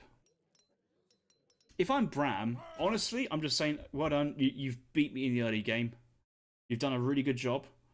I'll let you take down the Agra fort. I'm going to remass at home. I'm going to think about my strategy, and I'm going to come back. Because if Bram tries to fight this now, I don't think it's going to go well. Is the short answer. Could potentially cancel everything straight away and get the age up in. You've got this Agra fort buying time. Like, there's potential where he's going for 10 Zams, train for Gurkhas, and now you train all his units. I think you do defend this. You try to defend it. We called some Rimlots as well, so they're about to come in. And the Zam's going to get the shot onto the Falconets.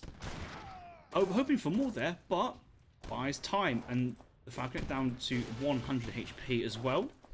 Gurkha's moving in, could go into stagger mode. They're going to start working on the Musketeers, and it gives the Falconets another target. Sepoys here are just for body blocking purposes. They're here to literally just tank. But Agra fort's going down, and Brambo's backing off, which is smart. Oh, transition to Brick Consulate for the HP. More Zams coming out. 13 Zams, Rimlots. Huge potential for raid. At this moment in time, these are the times when you actually look and go, okay, army's here. I can't fight. The only thing I can do is go for a raid. Where is he gathering vills? He's looking at his base and going, I see no hunt. You probably think here or here, but it's potential for behind the base, to the side of the base. Where's he thinking about it? He's sniffing, but he hasn't quite done it yet. Another whole batch of Zambraks will come out.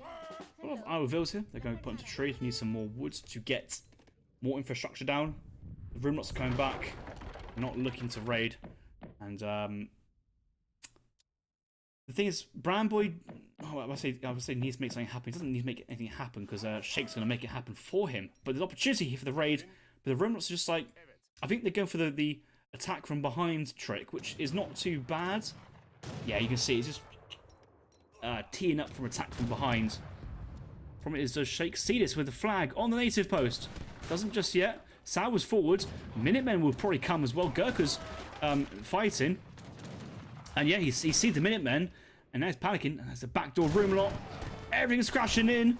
And the, Dragoons actually getting a good engagement on top of the Falcons. The Elephants are pretty much full HP as well. One Falcon's gone down. Second Falcon might get thrown down by the infantry and the Zambaraks. And Gurkhas are now at a full mass. The Sauer's getting a good engagement on top of the thing. Quite a lot of skirmishers are now at the front line, not being protected by the musketeers. They're in range, so there's some good exchanges here. And as fights go there for Mr. Bramboy, he'd be very happy with that one.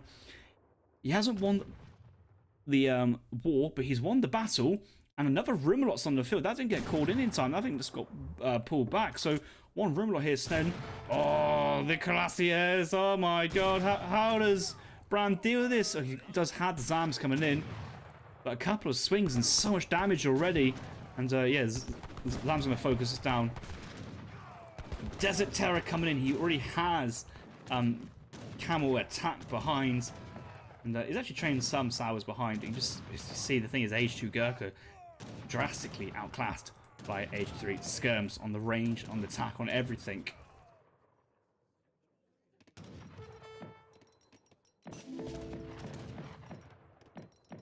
Now, France is in a good position, but if the Rimlot's got a raid on those villas over there before that main fight started and then come back in time, that'd be quite tasty. Oh, Sauer's coming up. They're going straight to the Musketeers. Needs to do the old switcheroo. Does he fight now? If you're fighting, you got to fight. You got to commit. And the Zam's out of place, and the Gurkhas are way away as well. But still, actually, good engagements on the Musks. And, like, the Sauers, there's nothing... Where's the reinforcements here from Shake? He's just letting this go down for free. Oh no! Oh no! Shake! What's happening, my friends? 5 Cuirassier batch coming out, but he's just waved goodbye to a lot of units. And I think if you knew you won't be able to protect them, you just pull back. Many opportunities to pull back at this moment. Still going Musk, Cuirassier play, but I also don't really like this push from Bram Boy. He does have a decent amount of stuff. Obviously, quite a lot of Dragoons, so he's trying to look for those Cuirassiers, I guess, to play. Nearly might have enough export for another batch of units now. Dravidian Martial Arts, more attack here for his Sowers. Like has trained the Sowers as well, instead of massing on the Zambraks. That gives him a mixture of plays with the Gurkhas, a bit of mix and match. Getting some kills as well, and some villagers, a couple of CDBs going down. Villagers moving around. Decent batch of Sowers there, 3 of them. CDBs having to run away. Remember, no trading post. Shake and his shipment curve is not looking pretty at the moment. Oh, actually has French Royal Army Musketeer promotions. He's going to go for Team Ranged Infantry Attack, which I guess might be better than Musketeer promotions because it does buff skirms as well. But Cav combat surely here. You got 9 Cuirassiers. I'm not gonna do. That's 2,700 resources worth of stuff. And yeah, you got a combat card for that. Yeah, I'll do that. I'll upgrade that definitely. But now, like, let's think about Mr. Brandboy's eco. Shake's got steel traps, place of mines, no gang saw, but I'm sure he'll sort it out soon enough. Mr. Brandboy. He's got everything. He's got every market tech possible and 45 vills. How is Brandboy making this comeback? I think this could be the comeback of the year so far. The only crucial thing is his Cuirassiers chasing down Gurkhas, get in there. But he does have Desert Terror and Campbell attack though, so these Zambraks are packing 80 attack per shot onto the Cuirassier. Like this though from Shake, he does have all his villagers forward, but what can Brandboy do? Vilpool, and Shake Bram needs to see this and just basically back. You can lose this quite quickly. The Zams are fake. They take the vills, but Brandboy, the Cuirassiers, kill the Cuirassiers, not the villagers. Lead the vills, and we need double stable urgently here from our Indian player. We need to get our camels up. They are key to winning this, and the Zams just don't know where they're going. Musks are melee, but Cuirassiers are standing, and we're just sending a couple of Sowers to trickle. Yeah, we used to have 20 Zambraks, we're now down to 5, 10 just come out and join us. And once the Cuirassier goes down line, I feel better. But at the moment, we're talking about grave danger here from India. Just imagine if the Cuirassiers were combat boosted. Just imagine if they were combat boosted there. I think that would have been a great fight there from Shake. And almost felt like Shake could have sent maybe half the vills to that fight, but like kept on pushing the agenda, kept on shoving them forwards. That was a really awkward path in there from Brandboy. The game is it's close again. It's slightly back into still Brandboy's favour slightly. We just need lots of cavalry here from Brandboy, and I wouldn't say no to him switching back into Ottoman actually. But the HP is helping quite nicely. Double Gurkha production does have Sowers. Double stable, very awkward place to have the stable though. Yeah, he's just focusing down the units now. Leave the Ville and micro onto the Dragoons. Vet Dragoons chasing down the Zambraks. That's just a push, and Shake's going for it. He's going for the commit. I think he wants us to try and kill the army, and I think Shake's thinking as long as this game goes on, it's just less. He's going to win this, but Bram's got 5 Sowers, more Zams queuing, and there isn't. As long as Bram keeps his army French like quite limited, and the Ville's coming in and out, he's got time. He can just move in and poke this. As long as he's keeping training that cavalry, that's what he needs.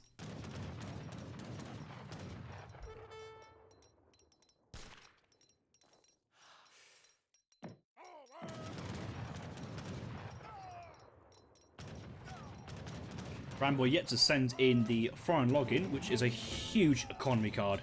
Should probably think about sending that now. I wouldn't be surprised for food for massing units, and yeah, he's going to go for the classic mass more units. But he kind of needs the infrastructure and needs the wood for that, so we'll need to move some resources around for that. It's actually still getting gold crates from the... Oh, maybe the food's actually going to help him age up. which is actually quite a nice play. He ages up with the Mahut Ladze. He can train in the Mantadar, Gurkha, Mantadar, Zambarak, research discipline units as well, and that will kill the game. But until then, he's treading so carefully, and is. I know Bram's training huge amounts of Sours now, but if there's time to age, here's the time to do it. You have time to do it. And I think actually training after all his Sours, he still has the resources from the food, and he's got quite a few villas nearby for the food. He's hoping for more. But I think Bramboy will age behind this.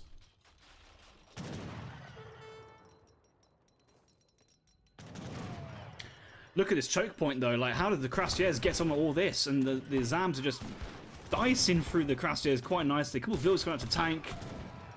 Resources available, age up coming in. Don't build the Wonder there. Bramboy is building the Wonder right in Shake's face, but the thing is he has to basically commit to that every unit, but I don't think Shake has many more units remaining actually. Yeah, look at the scores. It's not too close at the moment. Vet Musk's getting some good damage there, but the Gurkha's enough to whittle the forces down. GG. Bram taking game number 4, leading the series there. 3-1. Well played, my friend. Well played.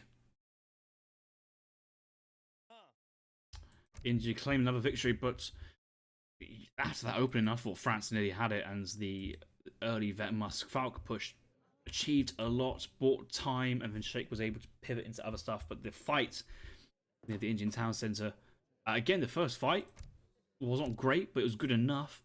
It was just then leaving the units to hang out for that second fight, where it just kind of fell apart. There were reinforcements, but they were at home. They weren't in the fight, and it just...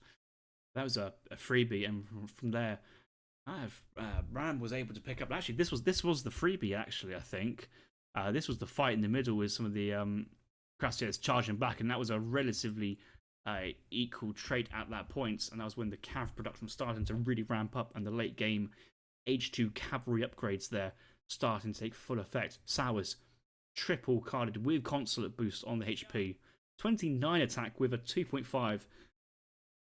Versus all infantry there, but it's mainly bonuses versus the skirmisher style infantry, but still 30 attack. Yes, less HP than a Hussar, but for what you're paying for it, actually that's a good return on investment considering the upgrades. That's the game there, and then we'll move on to game number 5. Brambo match point.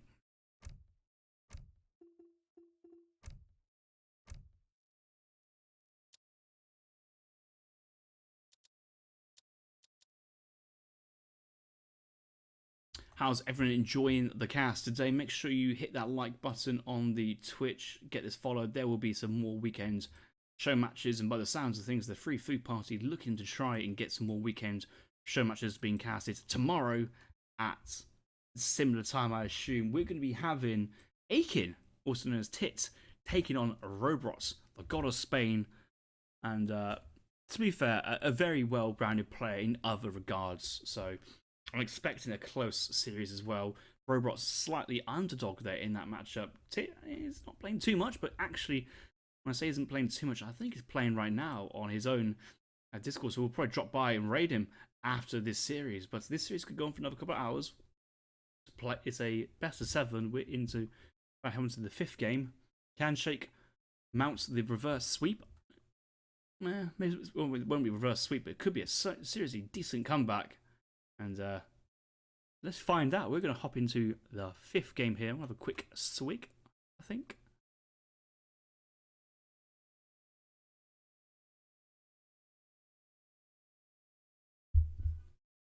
Let me know in the chat if you're enjoying this one as well, because I certainly am as always. I was actually thinking of doing like a show match, £50 SmackDown today, but kind of had a long evenings playing Age of Empires the last couple of nights, and just never got around to my own personal admin sorting that stuff out. So we'll have to find. Oh, we're playing all 7. Well, if Shake comes back and wins the next 3 games, then yes. But Bramwood is on match point. This is the best of 7.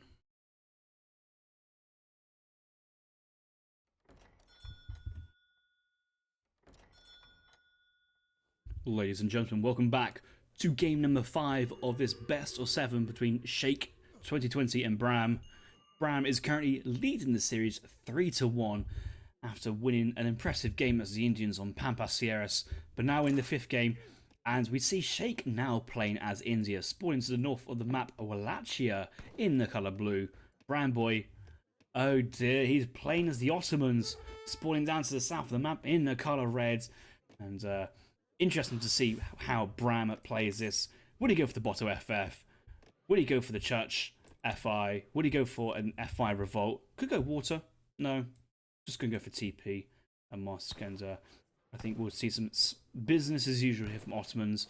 Both these civs at the moment, Ottoman, India, mighty fine civs. And actually on a map this size and nicely resourced and back resourced with massive amounts of berries as well, I think this matchup is pretty even. If anything, could be quite favoured here for India from Shake's point of view. So there's a strong possibility for Shake to mount the comeback, and I know that Bram's a very honourable player. He does not play much Ottoman at all, so I'm kind of expecting simple build orders here from Bramboy playing the Ottoman, and he's got a deck called Lame, but I don't actually see anything too lame about this. He's got the 5 Cav Archer Cav Combat, but no Irregulars card. Does have Siege Combat and Abus, and does have the Age 4 Combat card as well, but no Jan Combat. No 6 Nizams in the 3rd Age, no Advanced Church, so no access to Nizams anywhere. Doesn't have 2 TC Wagon in the 4th Age for Reveal Boom. So I'm kind of highly confused what the strategy here for Mr. Bramboy is and what he wants to try and achieve, because the amount of like power cards and like really annoying things he could do is not quite there, and having Dragoons with bonus multipliers versus villagers, that's an annoyance. I think Osman had 3 fortified outposts, so not having that in deck suggests he doesn't want to sit in the back foot. TC Boom. We'll just have to find out how he wants to do this.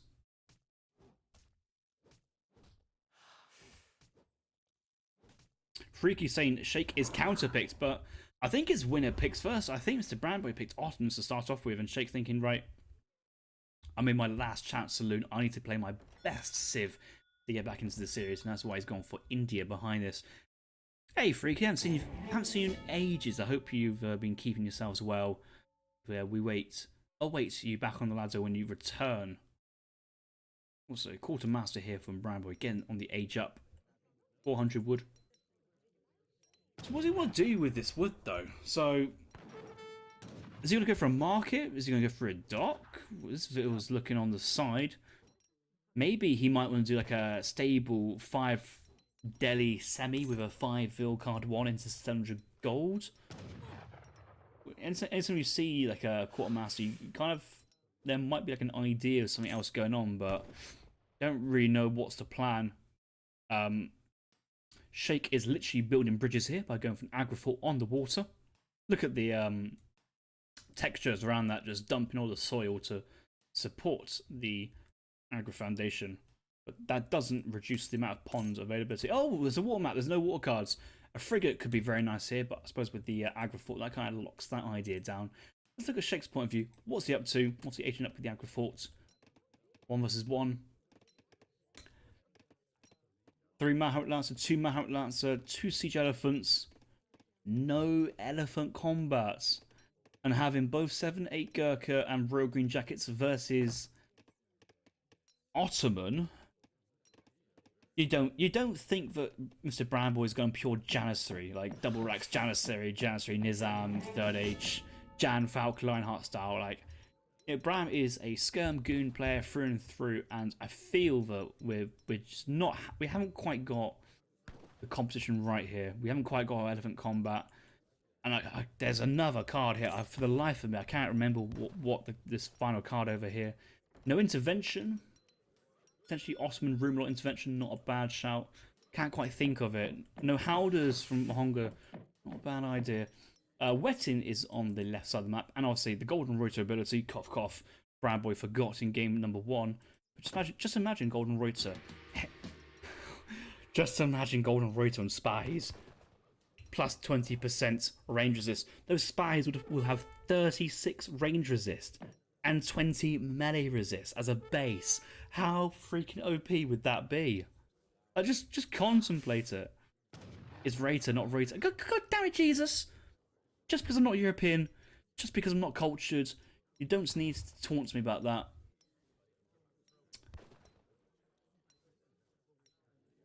Yeah, I don't know how you win this matchup as India on the wetting map. And the thing as well, House of Wetting has the cheap age up, which for 300 food is actually really expensive to get a return on by the time you click up to the Fortress age, but makes the Industrial age, you know, very cheap, much cheaper, and actually a very tempting prospect in the sense of not just the coin use, resources you save, but the time as well. Shake going for the reverse 12 Sepoy. What is it with these players doing 12 Sepoy push when Sepoys only have 180 HP and just get 2 shot by a town centre? We have Otto Minutemen, which counters heavy infantry. What are we doing? Why are we doing this? Where's the theory? The theory's all gone out the window. What are we doing? Can somebody help me here, please? I'm begging. I'm begging you for mercy, mercy. Can somebody call me some Minutemen? Out comes some Janissaries. I mean, he's just basically playing. He's just kind of saying, I don't need Minutemen just yet because he's not going to push because I've got a couple of Jazz Town Centre. He's just backing out. And the thing is, you can't just go 12 Sepoy rushes India and not commit. Like, we've got to do something here. And Ottoman is sending 5 vills now, so he's already gone through 5 vills. Has he gone Central Wood as well? He must have. That shipment must have come really quickly, but can't quite see where the woods are. Oh, he's already got the artillery foundry down, so he went wood 5 vil, 700 gold just coming. I wasn't paying attention, but all I know for the fact that Bram's in the second age, happily stabilising on Jan Abus gun production, and Shake is sending now wood going into Gurkhas. Now I played versus Shake's India a while back, and although I was terrible and I lost a lot of my vills to raids, Shake was also doing early Sepoy play into Dutch, and it's just a strategy I just like fundamentally disagree with in the sense. And maybe if you had some sours early to catch these Abus guns, it might be quite nice. But we're kind of like trying to pounce like a tiger, but with our teeth shaven off or pulled out by the zookeeper. We haven't got the sting in the bee's tail. Not quite working for us at the moment. 25 vills, and we're selling 700 woods, 5 Sepoys. We're getting a consulate down now, so maybe going consulate next card. But because when you're building a consulate and waiting for 300 export, you're basically saying you're waiting to get a shipment, to call in the shipment, to ally, and then to train whatever you need to do. So you're committing to waiting around for like another 5 minutes. You don't have 5 minutes. You need stuff now. We've got some 3 deadies on the foot here from Bram. He's trained that. Bram Boy is 3-unit composition, and the Abus gun micro there onto the infantry. They go. And he's just going to start sieging this, which I'm not a huge fan of, actually. I don't think he needs to siege it. It'd be better to try and pick this off in the Gurkhas to try and get in some Kaisen action, but you just can't. As Gurkhas cannot, H2 Gurkhas cannot take on H2 Abus. Abus have got more range, more siege. Dave's going to block down. It's just now all the cavalry's down. Abus have some time. Agrifort now down to 2k HP, but it's the... Just look at this. The Abus are trying their best to get onto the infantry, and these do come out. This split fire there actually wouldn't go too amiss, and yeah, now the Ottoman Indian infantry are getting deep, but more Jazz reinforcement, and I think it's not too bad actually. We've still got more units here from Ottoman, and the Abus guns are doing some mass damage. Rumors now distracting them the fire. The fact that the delis have got into the fight, even though they went down quite cheaply, distracted the fire, and it's basically preserved the life of quite those Abus guns, and all these Abus are getting some massive returns. Agricult for low HP, actually trying to be repaired, but that's now been denied. Shake calling Ottoman cavalry behind. Bramboy sending advanced arsenal. Bramboy wants to age to the next stage, but he's been trapped into an H2 fight. Oh, please don't tell me Bramboy loses because he's got no cars. He's always sent in Eco Theory. But the Abus guns getting some massive wins on this. Not too bad. Minutemen never caught. Oh, more reinforcement. Oh my god, look at that. Full Jan, full Huss now. No more Abus guns. You've already got enough to deal with whatever India wants, and the room lot, they're going to work overtime.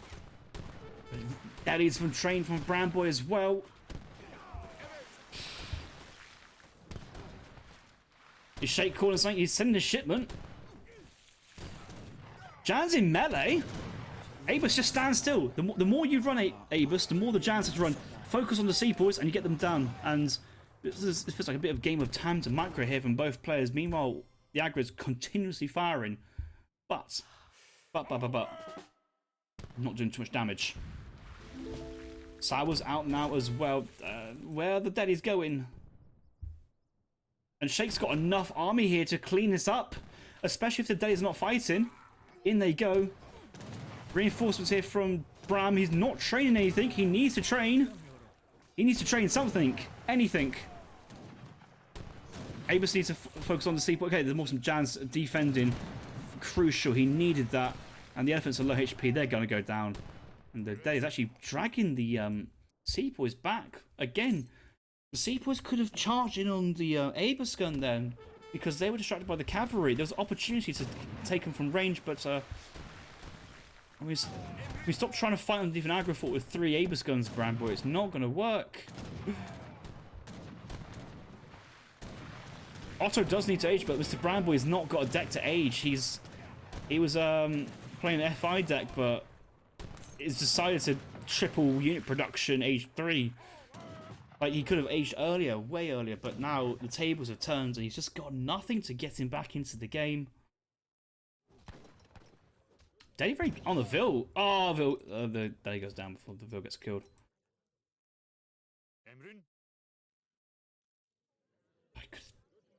I think we're seeing some frantic market trading as well. We're just train more Jans. Surely Bram must realise that if he needs to House of Windows is basically get his entire budget spent. The aggro fort's been. Why did we focus the aggro fort? We could have killed the army. We could have hunted the army down and killed them. That is what was going to win us the game. That was what gets into position where India had no reply. Remember, the aggro fort, although it is a shipment point and a barracks, it's only a glorified blockhouse.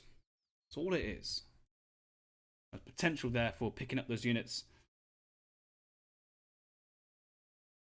Exactly, Batra. And the thing is, Rambo didn't call the Bashi Buzzocks, even when 12 sepoys were in his base. So there's opportunity to get the Explorer out, snaring the army. Bashi Buzzocks chasing down, just sniping all the sepoys off from distance. But Bramboy just spent the resources on Abus guns, which is not a bad shout as well. But I always say, you know, in situations, would you prefer to have 5 Hussars or 3 Hussars and 6 Minutemen? And usually the answer is always the 3 Huss, 6 Minutemen in a defensive situation, how good they are. Shake just doesn't need to push. That's the thing. I mean, Shake's now aging. I kind of see a GG being called on the age up because, you know, Bram is still like trying to like mass a. Oh no, take that back. Bram is aging. Bram's realised that he can't stay age 2 and keep on massing. And I like that. That's a.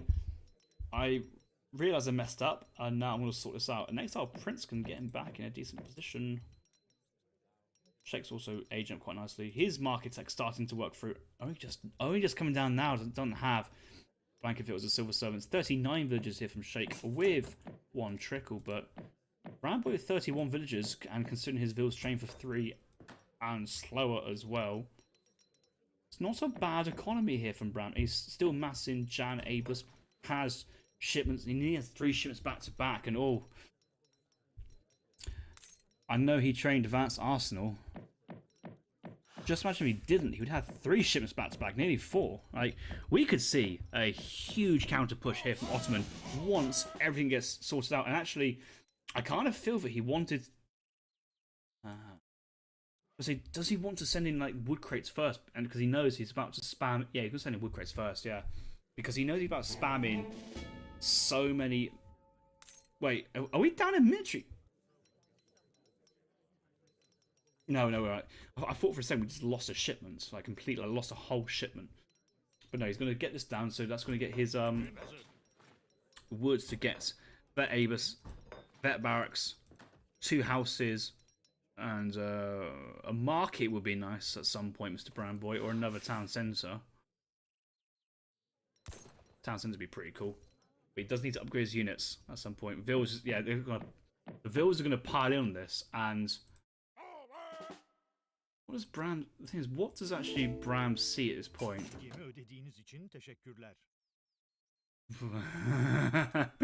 I didn't understand a word of that, but I think it's saying thank you for paying my ransom, because I think Bram's looking to try and throw down another town centre, which is good, is useful, and with an extra bit of gold, you can buy a little bit more wood. So what do you need? Vet Jan, Vet Abus, town centre, but probably not there. Maybe it's not siege elephants coming out. That's. I'll just delete the town centre, Bram. Just forget it. You need other stuff now, right now, and that town centre will get picked off because he's got foundations. Unless Shake's gonna go back. Shake doesn't see it. Shake didn't see it, and Bram didn't delete it, and we got a Mansadar Seapoy over here, which I'm sure will get dragged into the action at some point. Mansadar Gurkha coming out as well. Wow, that literally came out right from the base of the Charmlord Cave and kind of flew out. This is kind of like a really interesting part of the game now. Bram's already got Vet Abus. Okay, cool. Right, he's getting his veteran units and train more shit. He's getting Abus combat already. I understand the reasons why. Like he basically only his Abus can deal with both the Gurkhas and start whacking through the Seapoys. I'm also a bit query that like Shake's just going pure Gurkha Seapoy. Like this is like Jans only have a 2x versus cavalry. Like this is where you like time a Mahout shipment or maybe prepare for Urimi. I think he is. Look at his food. He's definitely preparing for a huge shipment, like to be 3 Mahout Lancers. And once that comes out with this army, that's a unkillable army. Bramboy's point of view as well. What can he do? Can Mr. Bramboy get out the Mamelukes at some point? Maybe not. I think the Spahi would be a better investment. But he just finally had the market down to get some technologies, but chopping wood's just too slow at this point, and this town centre again too slow. Huge batch of units. He's got one more shipment to come through as well. Won't be the 2 Falconets because of the siege elephants. They're already on the field. And at the moment, the 2 siege elephants are not doing anything. The only thing they're doing is dissuading Bram from sending the 2 Falconets. So basically, the advanced arsenal and the 2 siege elephants countering each other in the situation. It's very weird to say. I think Bram would be best just to go for 8 Jans behind this. Keep building houses and just spamming units, training units. I wouldn't say no to 5 Cav Archers as well. Just you can't. Oh, I wouldn't really encourage the 1,000 gold. Oh no, don't do the Falcons. Please don't do the Falcons. Maybe Bram's hoping to move in and right-click these siege elephants, but Bram is not aware of the huge threats coming in behind, and that is a Mansabdar Mahout. No way. Big Shake train, big boy elephants. Now Shake must wait for this to be trained before pushing. Do not push before a 1,300 resource batch is coming. Do not push.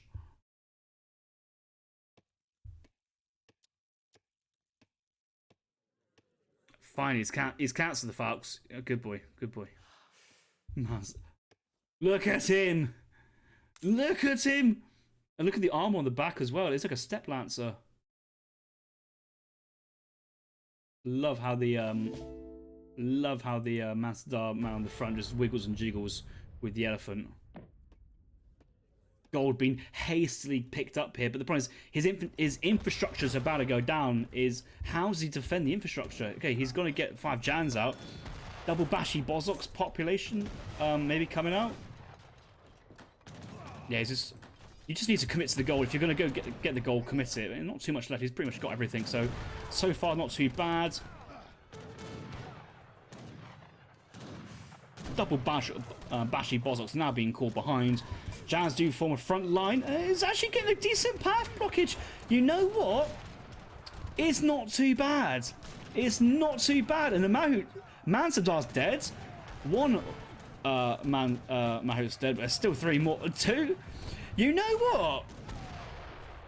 You know what? As Micro goes, fair play. I don't think he's going to win, but that's a good effort. That's a really good effort in terms of...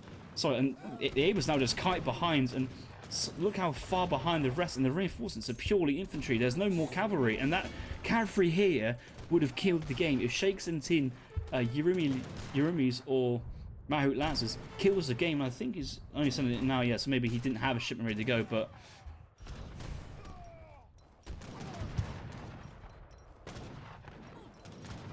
But I don't think it'll matter in the end. There's just too much stuff there, and there's no boats for the Ottoman players to hop into and get out of there, and there's still nothing dealing with the siege elephants sieging down the town centre back at base.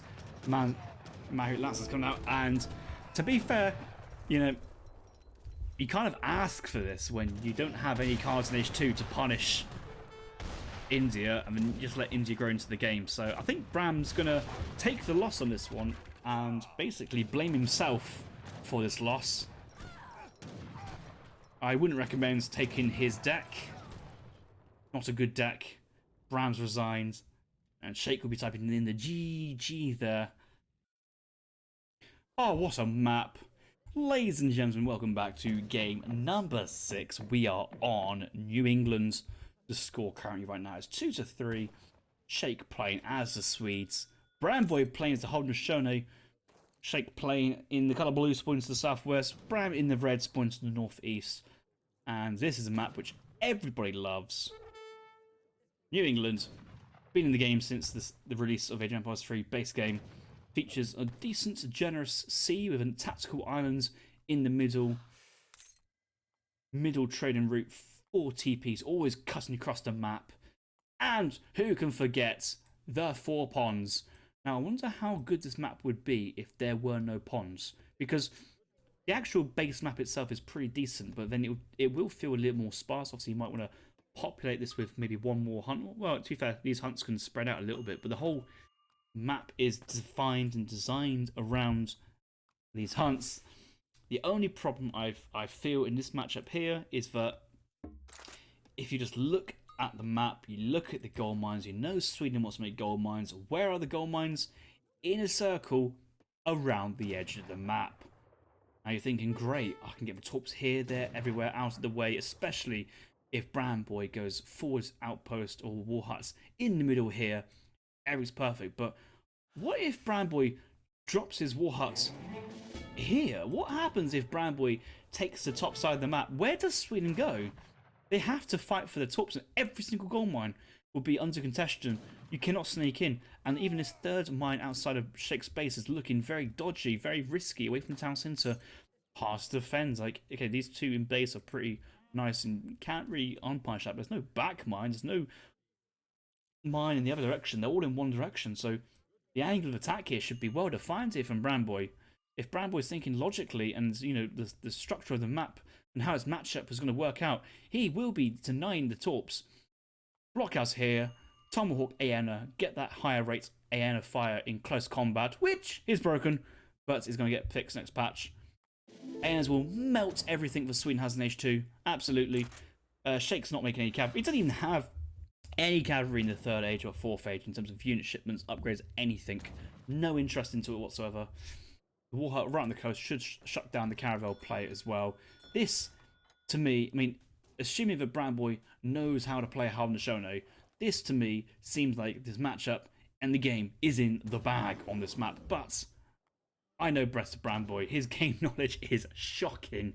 His awareness is shocking. He just doesn't care.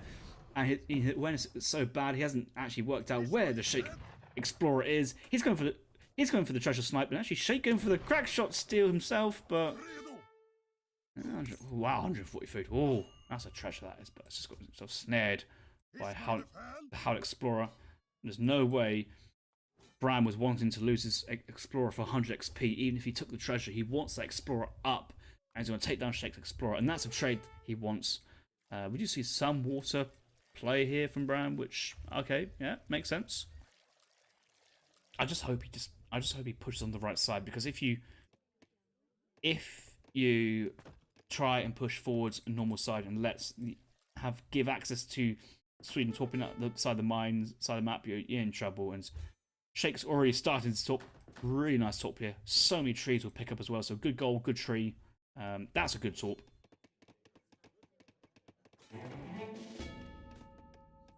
Dominic saying, why can't I sub? Well, it's because this channel has been created today by Bronchi, I think, and the team and those guys. So they still need to get the affiliate status yet, which you can help them out by watching and liking. And oh, that's Explorer Survives and Defensive Outpost in base.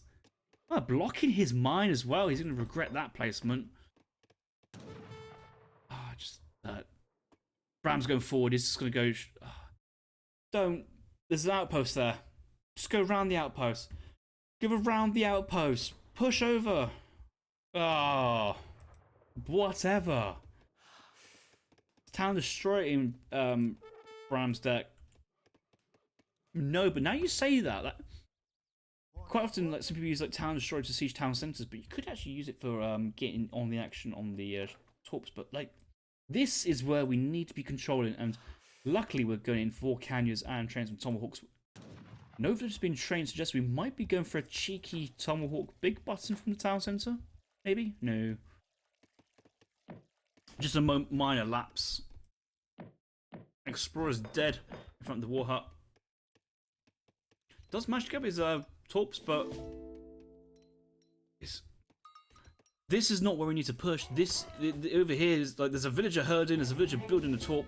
That's, oh yes, Bram boy is getting in on the action. He's going that way, and the villager leads the Canyons to the torps, and oh goodbye, sit down. And a back over here feeling rather out of place. Bram boy sending ANs, waiting for more reinforcements. He's, well, may not kill 2 vills, but kill a vill and kill a torp foundation. So happy with that, and get out of the way before any. What was that? Is that Mother Nature? Before any Carrions do some major damage there to the Canyons. So pretty good there. He does see the torps. Also sees that the torp wagons have been shipped as well. Torp wagons gathering up the wood crates as well. Here, what you need to do is direct the crates to the middle of the torp so that each of the torps can eat this. That's a big wood crate. It's taking a while to be eaten. That should be eaten so much faster. That's just a little mishap there, a little mistake. But yes, Mr. Brown Boy, although he's gone the long way around about doing it, as in his outpost is pretty much as far away from the torps as it is, the whole premise of sieging down Shake's torp wagons outside of the map is a good plan, and he's going to enjoy this a lot. But the Tomahawks on a path in a really awkward angle, and here they come the Carolines to shake them off, literally, or zone them off. Mr. Brown Boy will lose all 5. It does pull back. He will lose 1. And that's honestly a very good recovery there from Brown Boy. I think I would have lost all of them, but it just shows he's understood the assignment. He's understood that if he sits his army here and does not allow any other torps to be built outside apart from these torps in base, then he should be feeling pretty good. Remember, we've got the Explorer buffing in everything here. We got the shotgun ability. We got high rate of 1.14 rate of 5 versus units, but the only thing nearby is a building. Like, what? Oh, it's more units getting picked off by the reinforcements. There's a reason why these I said outposts up and just build. Just at this point, Brown Boy just needs to build another building up at the side. Hot Girl, which channels cast at ECL? Many ESOC TV, but there's also contributions on Lionheart, myself, players' point of view. Lionheart would be a good place. I casted the was it Risotto versus not Gibson, the other one, Dennis. Great series that was. Go watch it. I should be pumping them onto the YouTube very soon as well. Just need some time to sort down some YouTube admin. I've been very busy playing it. I've actually been busy playing the game this week. I enjoyed it very much so. Hunting dogs coming in. 8 Enners as well. Fishing boats still production is respectable. 5 boats at the moment. There's no way Shake's ever going to go underwater. Now, Shake's score does say he's in the lead. I like the position here from Brown Boy. He's kind of got all options available. He's going to go for. Is he going for the snipe? Where's he off? Where is Mr. Brown Boy off to? Where's he going? I think he's trying to find units to kill via shotgun, but he's just putting everything back on this side. Oh, this is so awkward. The other thing is, if Shake wants to really secure these, he could actually drop down 2 caravels, and that will 2 caravels here means it's impossible, literally impossible, to move your army to the top. Where the canyon's going as well? I've got no idea what's going on. I've no idea what this army movement is, and I think we are just trying to get ourselves positioned up for a full frontal assault onto the base. Infantry combat coming in with concerted tactics, and of course, Haudenosaunee, 3 buccaneers with 500 gold. Yeah, of course. Natives have access to the back off.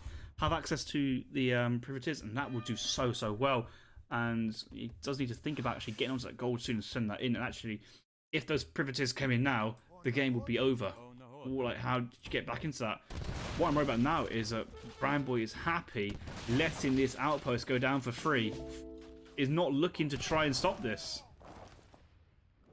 And with all the leather cannons there, but he can't really. Yeah, this has gone down.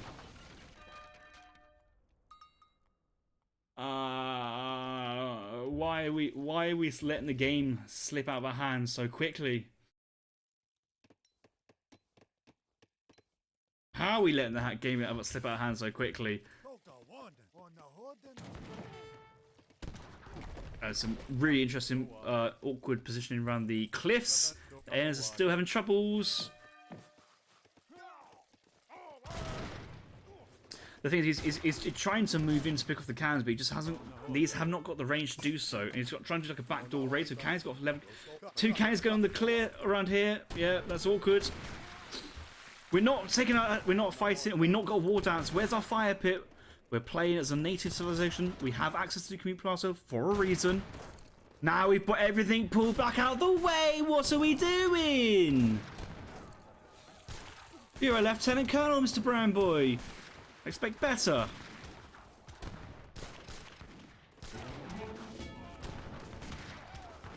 Well, I mean, that's just game. That is game.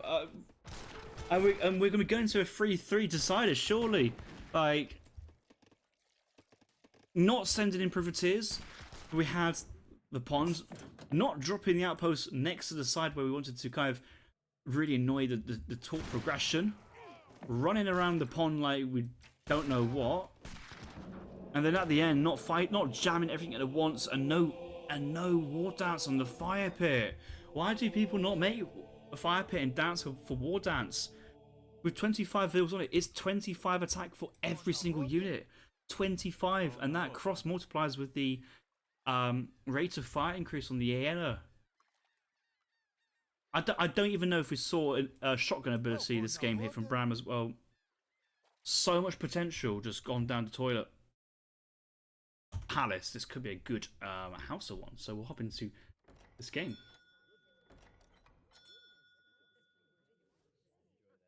Ladies and gentlemen, welcome back to game number 7 of the first free food party weekend show match between Shake 2020 and Bram.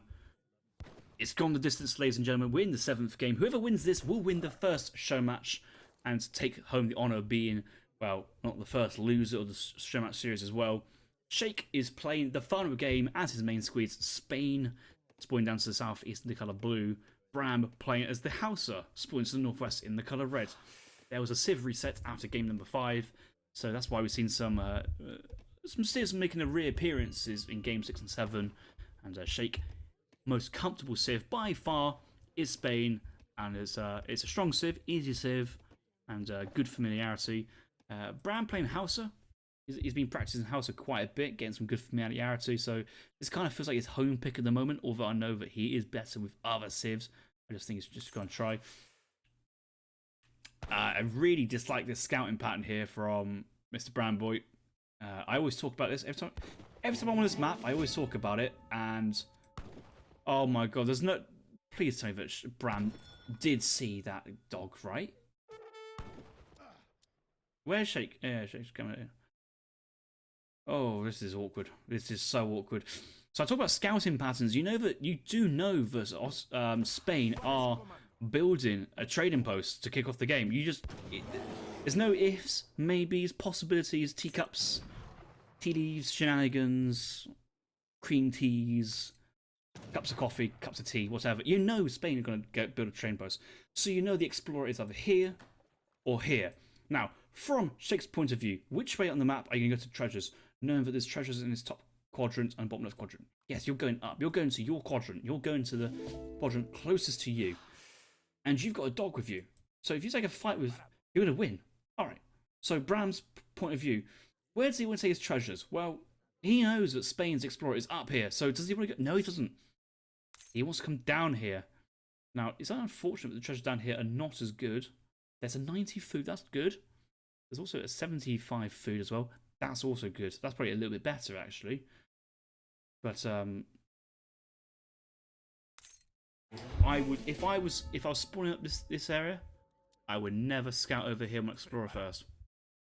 You kind of have to sometimes just think about what the opponent would do and hoping. But that's maybe a bit too high level, a bit too intricate, or a bit too not 100% confirmed theory there. But I think he works out well with what I was thinking.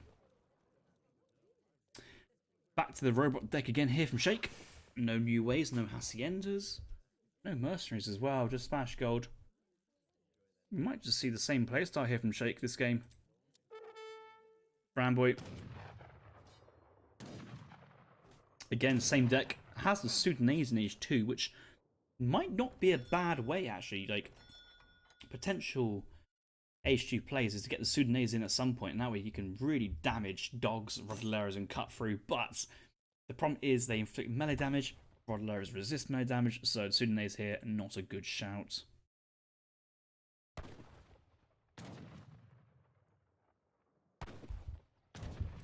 Yes, Revnak, you're absolutely correct there. The Raiders cut through the Rodoleros range resist. The only problem is, though, that I think the Raiders' base damage was reduced down to like 28 from 30, so I think it might be a 5-hit kill instead of a 4-hit kill. I'm thinking about the Pikeman trade, but Explorer's going to go down. Bram's just losing it at the moment. I don't blame him. It's tough. There's going to be another war dog there for Spain. Stray dog in rescue. Burning damage on Raiders. There probably is, and I've never noticed that. I think it's a phrase I've never noticed that, and Bram is trying his best to try and get Spain not taking the treasure, but nah, Shake's taking it, and it's so annoying because Bram, there's 90 food to offer, and there's 75 food, and he takes the dog. Villager moves out to herd, keeping control, but there's also a really nice herd in base closer, so maybe it's Villager's looking to maybe kind of afford barracks for the outpost. We'll have to find out. University right close to the town centre. I suppose he can't really get the university to extend out into that nearby maybe for TP. Walkout going down in base. Egypt was I don't actually know what the Egypt's called. I think I heard like Sohia. Can't remember. But going for a cans. Card 1. No, it's not. It's just Palace Wagon. 300 influence, cattle, and a pass wagon. That's a really good shipment, and I think Brambo's been sending that card 1 pretty much every single game, and I don't really blame him. That looks like a very strong one. Overall, it looks like a better card than 700 influence. It's crates and eco at the same time. It's pretty decent eco. I think it chucks up the influence from 1.5 to at least 2, 2.5, 2.25.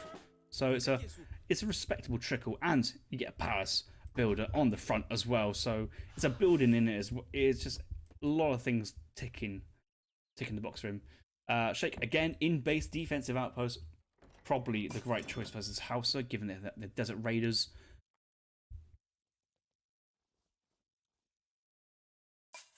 He's going to try and revive his Explorer, but his Explorer's about to get bought back for HP. Yeah. Lol. But at least it's full HP. I think if Bramboy got him revived normally, he would have stood up there with 100 HP. So it was Bram's interest not to actually naturally revive him there. Get him force revived.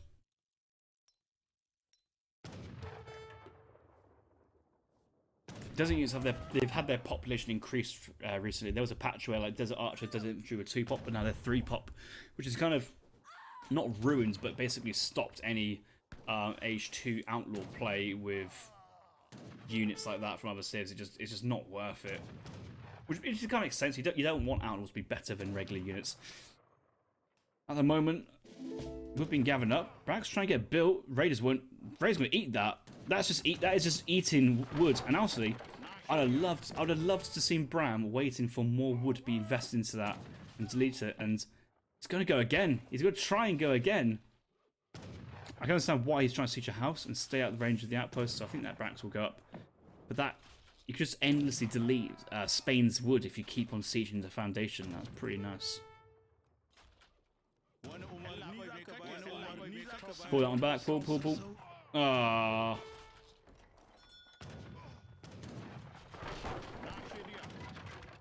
And the Raiders get out of there. The dogs do too much damage versus the Raiders. They can't trade that effectively. And the Rodaleros do come out. They get shipped. So Shake feeling the pressure, going for a Rodalero pivot card instead of 5-vil. Has to rebuild a house. He's lost a little bit of wood onto that back. So I think he lost 100 wood in the end, because that was built maybe halfway in total.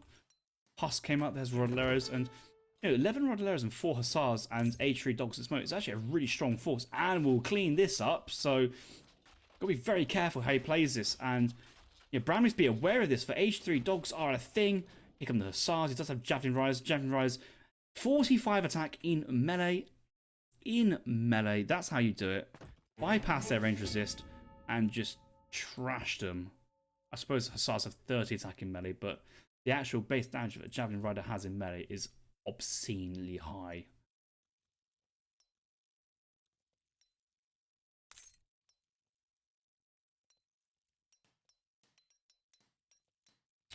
Hausa do have a good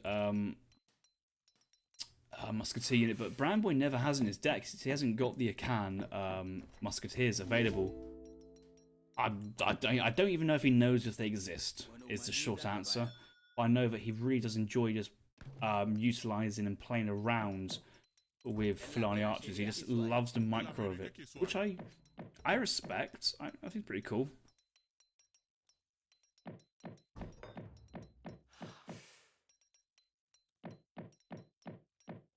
Magadies are pretty strong, but you need a huge ton of influence to train. So they don't often come out in 1v1s, but they are quite prevalent on treaty games. More Javelin Riders, more Flurny Archers, and Bram's just waiting for the Spanish pain train to arrive in Hausa. All aboard, choo choo. There we go, right clicking. The Hussars moving forward, but these are the Javelin Riders to receive. But the Falcons getting pull tricked in by the Rodaleros, and the Z move's going to come out, and they're going to do some massive damage. And they're all piled up. Just need to get out there. Oh no, the game's over. That has to be Oh, the Levy Gunners. Oh, in melee on the Falconets. I mean, one is low, one's gone down, so that's something. But you just standing in a choke point between trees and you just know your units clump up like that. I understand how it happens, but that happens, and I haven't got the mental capability to watch Spain win another game. I cannot sit here and just watch what's happened. The town centre is firing, the outpost is firing, both units are firing onto the thing, and he's actually had to spend quite a lot of that. Wow, he's spent 450 export or influence on those units to try and kill the Falcons and still alive. But that Falcon will just about go down now. Morville's going down behind this, but that's now down. So the most immediate pressure, it has been taken down. The university's still up, it's actually quite nice with the XP income. Maybe griots could have been quite nice to toot their way and maybe stun the Falconets. So if I was to interview Bramble, I'll be asking why we're not making griots in this situation. He probably doesn't know what the griot is or what they do. Rodaleros diving in, Lances in behind. Raiders will move in to block. Some Rodaleros are sieging the town centre. We do not want... Can we just stand still and fight with our Fulani Archers, please? Like, it's like... you're not getting away, so you might as well just have to, like, do what you, I suppose, melee onto 40% melee resist.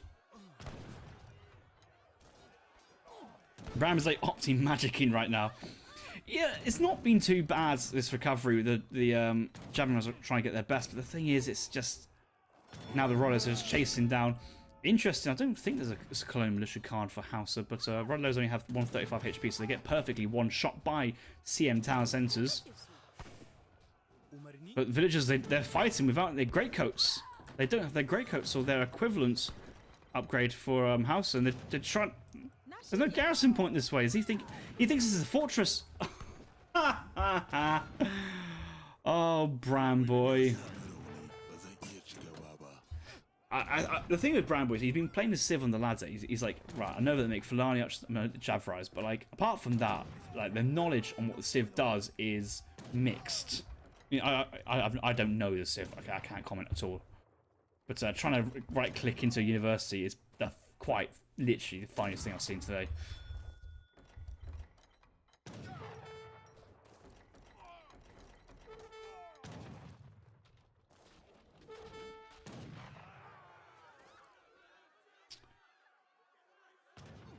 Remember, Robot will be pretty heavily biased, and oh no, we've got somebody hopping into the chat already. Get out of the chat, man. What is it with you getting into these chats at the end of these games? And tut tut tut, and this Mr. Naughty Boy. Why are we range attacking the Lancers? We've got a 4.5 multiplier in melee versus Lancers. They have a 30% range resist. We can bypass that and cut them through them quite quickly. Soon as Delvers do come out to form the reinforcements, there are more Rodlers. A couple of skirmishes out there, so the Sunnis can get to work at this moment in time. In-base hunt starting to run out, but actually they are keeping guard by the granary. Yeah, Brambo, look at the multipliers. 4.5 versus heavy in melee. The Lancers with the 30% range resist. We've got a lot of units that shine in different ways. Very interesting dynamic here with the Sudanese on the Rodlers. The Sudanese don't do much damage because Rodlers have 40% melee resist. They throw knives. Well, oh, he's just going into melee. He's just like, yeah, fuck this, I'm going to melee. And Rods should be able to eat the Sudanese up just about. Obviously, you can't really get into melee now because you've got the Rods nearby. Oh, that's just... Oh, it's just... And Shake wins the series, and going from the jaws of victory to the near reverse sweep, it all fell apart when Bramboy took 4 cards to the Ottoman game. Oh dear. GG's.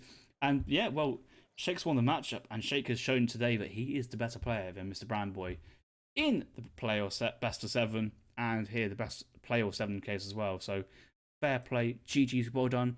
He's your winner of your first free food party show match on the weekend. There's another show match tomorrow, same time, between Robot and Aiken. And if you think this Spain play is amazing, waiting to see Robot Spain play.